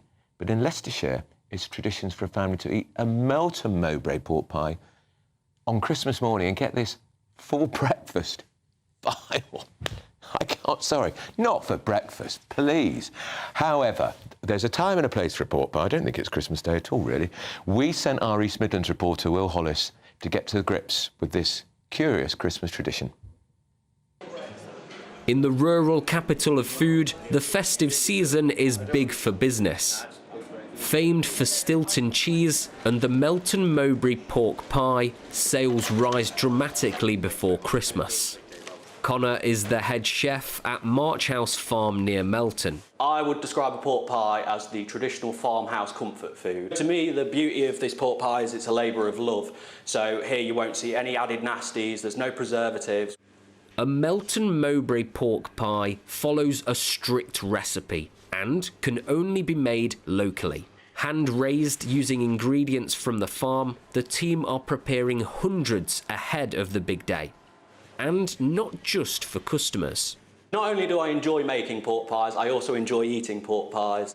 Crunchy pastry and a jelly filling, Melton Mowbray pork pies are eaten every day across Britain.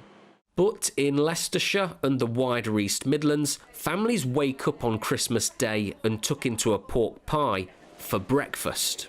Joe is manager at the farm. We're going to be really busy, but we'll make sure we get those pork pies sorted for you. It's been in her family for generations. It's very popular throughout the year, but leading up to Christmas, hundreds and hundreds of pork pies will fly out of here. It might seem odd to other people, but to have a pork pie on Christmas morning is certainly worth it. Pork pies became popular in the 1700s during hunting season. Matthew O'Callaghan from the Melton Mowbray Pork Pie Association has fought to protect the local delicacy. And for good reason. Rural foods like Stilton and the Mowbray pie add £100 million to the local economy. People are going for a premium product, and they know that they're going to be paying that little bit more for Melton Mowbray pork pie. And if you want the best, you have to pay for the best. Melton Mowbray pork pies are loved around the world, and there are some fans here too. Well, this time of year is just right for pork pies. It's a fantastic pork pie. I do love pork pie. They look nice on your table for Christmas and they match the aesthetic, but they're not very nice and I wouldn't eat them. While not everyone enjoys a slice of pork pie, for many it's top of their Christmas list. The first thing they think about. Christmas morning, grab your pork pie, tuck in. Will Hollis, GB News, Melton Mowbray. Wow, that's a Christmas tradition I didn't know about. Look what they've brought me in here. Crisp pork pies. They think I'm going to eat them. They're wrong, because I've just been brought in a homemade mince pie, which I'm much more likely to try. Now, of course, it's Christmas time, and I'm fascinated by this story in one of the Sunday papers today, the Mail on Sunday, that priests in the Church of England have been told to edit popular carols this Christmas to avoid upsetting other religions. Let me tell you, other religions will not be upset by Christmas carols. It's only idiotic, woke vicars and people in the Church of England who think they need editing. Let's take a snippet, listen to a snippet of one of my favourite carols of all time, and it's being sung by Winchester Cathedral Choir.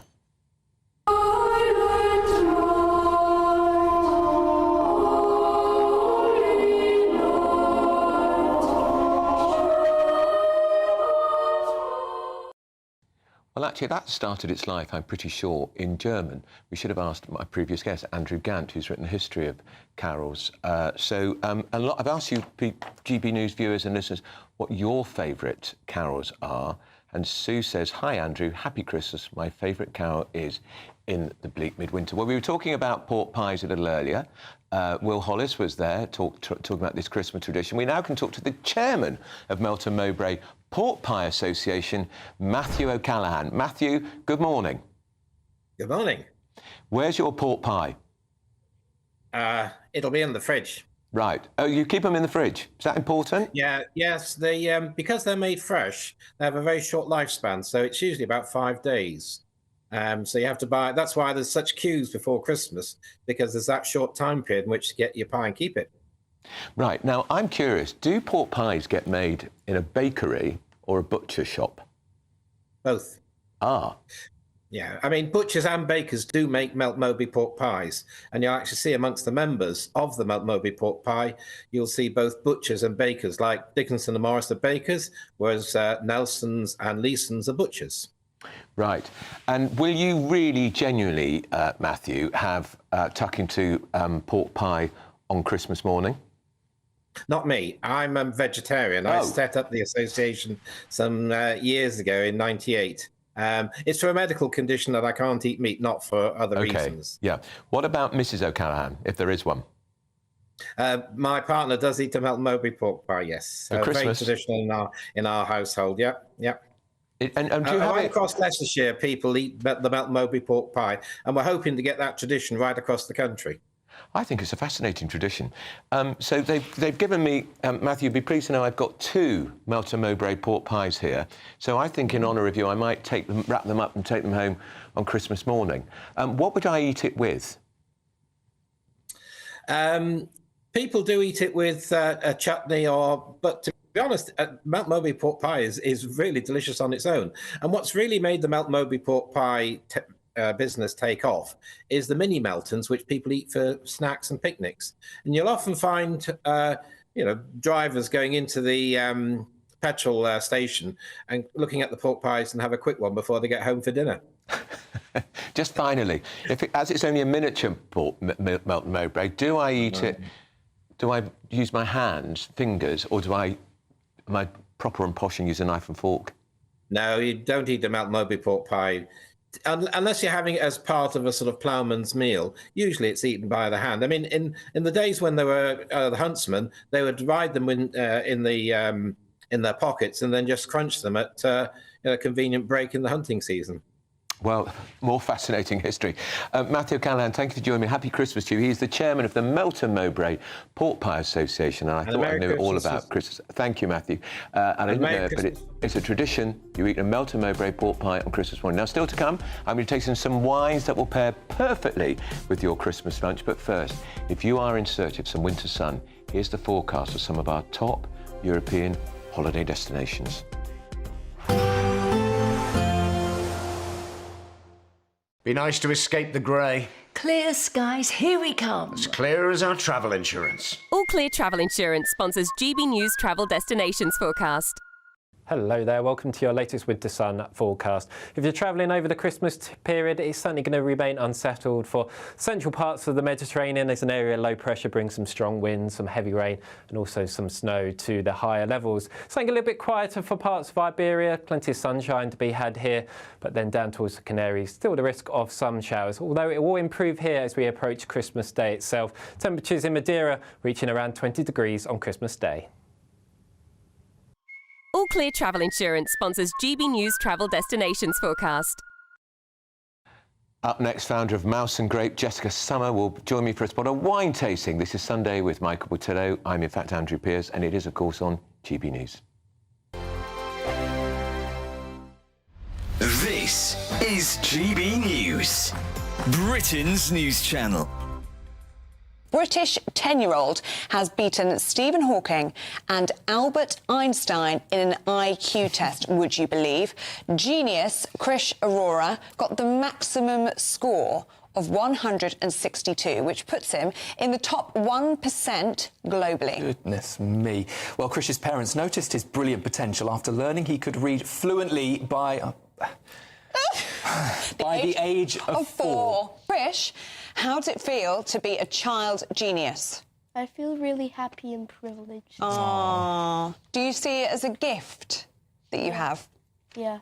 Oh, that's just wonderful. Nichelle, what do you make of your child being a genius? When did it become apparent to you that Krish had something different, something special? I think at the age of 4, he was doing things that were way beyond and above his age. Yeah. He could read fluently and he could spell correctly, and he was doing complex decimal divisions. So we thought that he's on to something. I think there's a spark out here. Wow. And how are you reading books, Krish? Did you just pick them up from your mum and dad's bookshelf and just start reading to yourself? We used to go to the library and we got books. Such a good tip. Such a good tip as parents. Yeah. Head to the library, take your kids to the library. So, Nichelle, can Krish just do it all? Is he just an all-rounder genius? Every subject, every talent, he can do it all? Absolutely, and he helps out the family as well. He's been teaching me grade 1 piano, and he hopes, and I repeat, he hopes that I'm going to complete it in 12 months' time. And he also helps out Mum, because when Mum is teaching his sister, Mum sometimes says, Krish, go solve that problem and, help your sister out. So, yes, he can do it all. Krish, you're a superstar. GB News, the People's Channel. It's Patrick Christie's tonight, and here we do things differently. It's explaining the absolute madness of this, doesn't it? It's explosive. I mean, this is very good. It's lively. 850. Your government sat there, Sean, and it did nothing. It's controversial. And the Middle East has been in turmoil since before I was born. It's everything you need to kickstart your evening. Everyone's had their Weetabix tonight. I love to see it. That's Patrick Christie's tonight, weeknights from 9 p.m. Only on GB News, the People's Channel, Britain's news channel.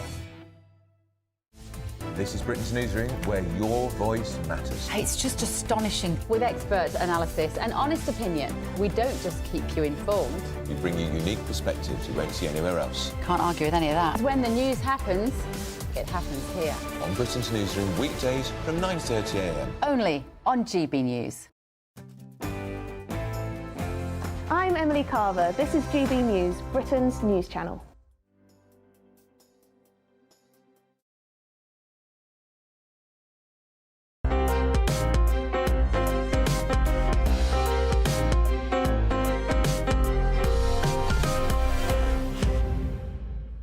welcome back to Sunday with Michael Portillo, with me, Andrew Pearce. Now, Christmas, of course, is the time for indulgence. What better way to celebrate the festivities with a little or even a large tipple? Finding the perfect pairing between our meals and our wines can be a tricky job. So the founder of Mouse and Grape, Jessica Summer, who's got a very nice shop in Pinner, it's open this afternoon if you want to go and see her, joins me now with 3 wines that she promises will go perfectly with your Christmas lunch. So, Jessica, welcome. Thank you very much, Andrew. So, are we allowed to get drunk at Christmas lunch? Of course. Right. But obviously, all in moderation. Yes. And make sure you have a glass of water between your wines. Right. Because you'll be very grateful for that on Boxing Day. OK. But I think it is the day of indulgence. Fine. And it's also the day, for me, of many different wines. OK. Because I very much like to pair my wines with different aspects of the meal as we go along the day. Right. So I think that's a really lovely way of making Christmas the best possible. So let's start, Jessica. We've got, what have we got? 3 wines here. Yes. So the first one is, if we start this end or Yeah, we we'll start on the start other at this end? end, yeah, It's yeah. the lightest in colour. It is the light. So this is a Chablis. Right. Oh. So, yeah. So Chablis is a crowd pleaser. Yeah. It is a Chardonnay grape, but it's from the north of the region and they don't oak the wine, so it's lighter in style. And it's just absolutely perfect with Christmas dinner. Right. So if we're tasting the wines, if you kind of smell the wine first and see what aromas you get from there.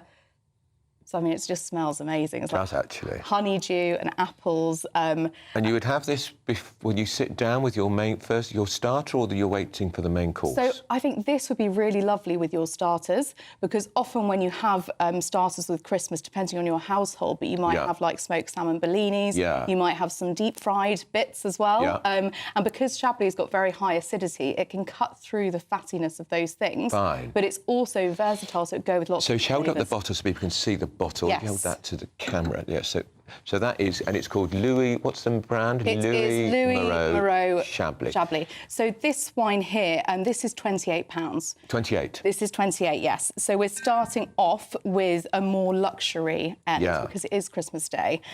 And this is one that I sell in my shop with Mouse and Grape. But you can get Chablis wines very readily available in the supermarkets, and you would be able to pick one up, a very nice one, for around the £10 to £15 mark. Well, let's have a sip. You've got to have a sip too.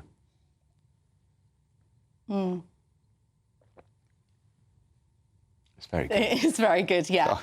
I mean, it's... What a pity I'm on the screen, because I would, if I was at home, normally, I wouldn't have sipped it, I'd have glugged it. Yes. No, it's a fantastic wine. And this could also be very nice to go with your turkey as well, if you are drinking white with your turkey. But for me, Christmas dinner is red wine. Ah, is it? It is, yes. Even though it's turkey for most people, which you might associate with a white wine? Yeah. Or am I wrong there? You're not wrong, because you can do both. So you could go for something like a white Burgundy, which would be very traditional. So you're like Chardonnay oaked. But for me, I really love having it with a lighter style red. Show us the bottle to the... So I have a Beaujolais here. Right. So this is a Beaujolais Village, and it's a very trendy wine at the moment because it's lighter in style. Right. So it's made with the Gamay grape, and it's also actually from Burgundy, but it's the south of Burgundy. And it's just got very fruity, like cherry aromas. Can smell cherry. Yeah, and it's made with, it's a technique called carbonic maceration, which I won't go into now. No, that is technical. It is, but it just basically means that you get some kind of kirsch, but also slightly bubblegum, candy floss aromas. So if you have a little sip of this, Andrew. You don't know how restrained I'm being, because that's so nice too. It is, yeah. And I opened this about half an hour ago. Is that a good thing with red wine? How long normally would you open a red wine So I would before? open a red an hour to 2 hours before, depending on how heavy it is. And what I mean by heavy is if it's got very high alcohol, if it's got been oaked as well. Yeah. And you can also decant I was going to say, do you decant it? What is the virtue of decanting it into a decanter rather than leaving it in the bottle with the lid off? So it's all about the wine getting oxygen to it. So then it basically softens the tannins, and it also opens up the flavour. Because sometimes wines, we call it closed. When they're first open, they need a little bit of time to really mix with the air.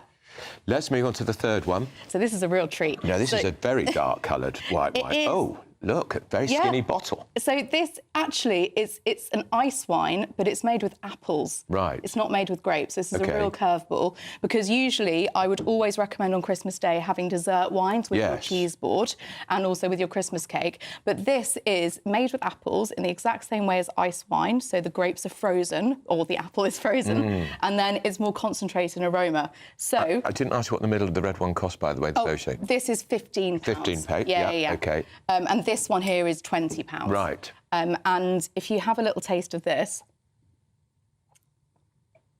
so it's like a sweet, Quite sweet, isn't it? apple tart kind of cider, which would be lovely with blue cheeses. Well, and which is your favourite out of those? Oh, I mean, probably the Chablis. I would say. Yeah. It really is shining. She needs to cling on to that for dear life, you know, because as we leave, that might be removed from her, because I can see a lot of producers gazing through. Well, it would be a pleasure to leave these here for Christmas. Jessica Summer from Mouse and Grape, so you'll be in your store in Pinner this afternoon, right up until Christmas Eve. Yeah, right up until Christmas Eve. We close at 4 o'clock on Christmas Eve for your Christmas cheese and wine. Well, happy Christmas to you. And, Thank you. And great advice. Thank you to all of my guests for joining me today. Up next is The Weekend with Dawn Neeson, and she'll be guzzling, I can tell you.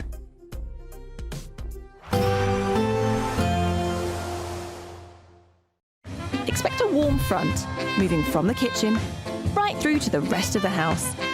Boxed Boilers, sponsors of weather on GB News. Hello, here's your latest weather update from the Met Office for GB News. We're seeing a lot of cold and windy weather across the UK today. In the run-up to and during the Christmas period, it will be turning much milder, but there will be quite a bit of cloud around as well. Low pressure's anchored towards the northeast of the UK at the moment, tightly packed isobars indicating a strong north to northwesterly airstream. And in fact, we hold on to strong winds across the north and west, particularly as we go into the evening. A wind warning in force until 9 o'clock this evening across those northern and western areas. Plenty of showers too for the first part of the night, and into the early hours, 1 or 2 showers lingering across the northeast of Scotland. Elsewhere, a lot of dry weather around, some clear weather too, and cloud increasing across Northern Ireland later in the night there. Temperatures generally holding a little bit above freezing, but in 1 or 2 spots could see a touch of frost by Monday morning, and 1 or 2 icy patches across the north and northeast of the UK as well. As for Monday itself, well, we get off to a bit of a wintry start still across the hills of Scotland there. 1 or 2 wintry showers at this stage of the day. The best of the early clear sunny weather towards the south and west of the country. Meanwhile, cloud increasing further across Northern Ireland, bringing some patchy rain in across northern and western spots. The odd shower feeding in across parts of Wales and northwest England, feeding in through the Cheshire Gap in that northwesterly wind. Whereas towards the south and east of England, more in the way of fine, clear or sunny weather around to start the day on Monday. As we go through the day then, the south and east of the country holds on to plenty of sunshine, turning brighter rather than sunny into the afternoon as cloud starts to increase from the west. And that cloud thickening across many northern and western spots, some outbreaks of rain moving in from the west. And again, a fairly breezy picture out across those western spots. Temperatures start to pick up across those western areas, up to 8 or 9 degrees during the afternoon, whereas across the east and southeast we hold on to some fairly chilly weather. Into the evening, cloud and outbreaks of rain move their way east and southeastwards across most of the UK, turning milder all the while too, and that sets the scene for a fairly cloudy but mild Christmas period. Most of the rain reserved for the northwest of the UK, but certainly a mild picture, temperatures into the teens. We'll see a cold snap, which will quickly develop into a warm front. Boxed Boiler Repairs, sponsors of weather on GB News. Imagine getting the call to tell you that you've won £50,000 in tax-free cash, our biggest cash prize of the year.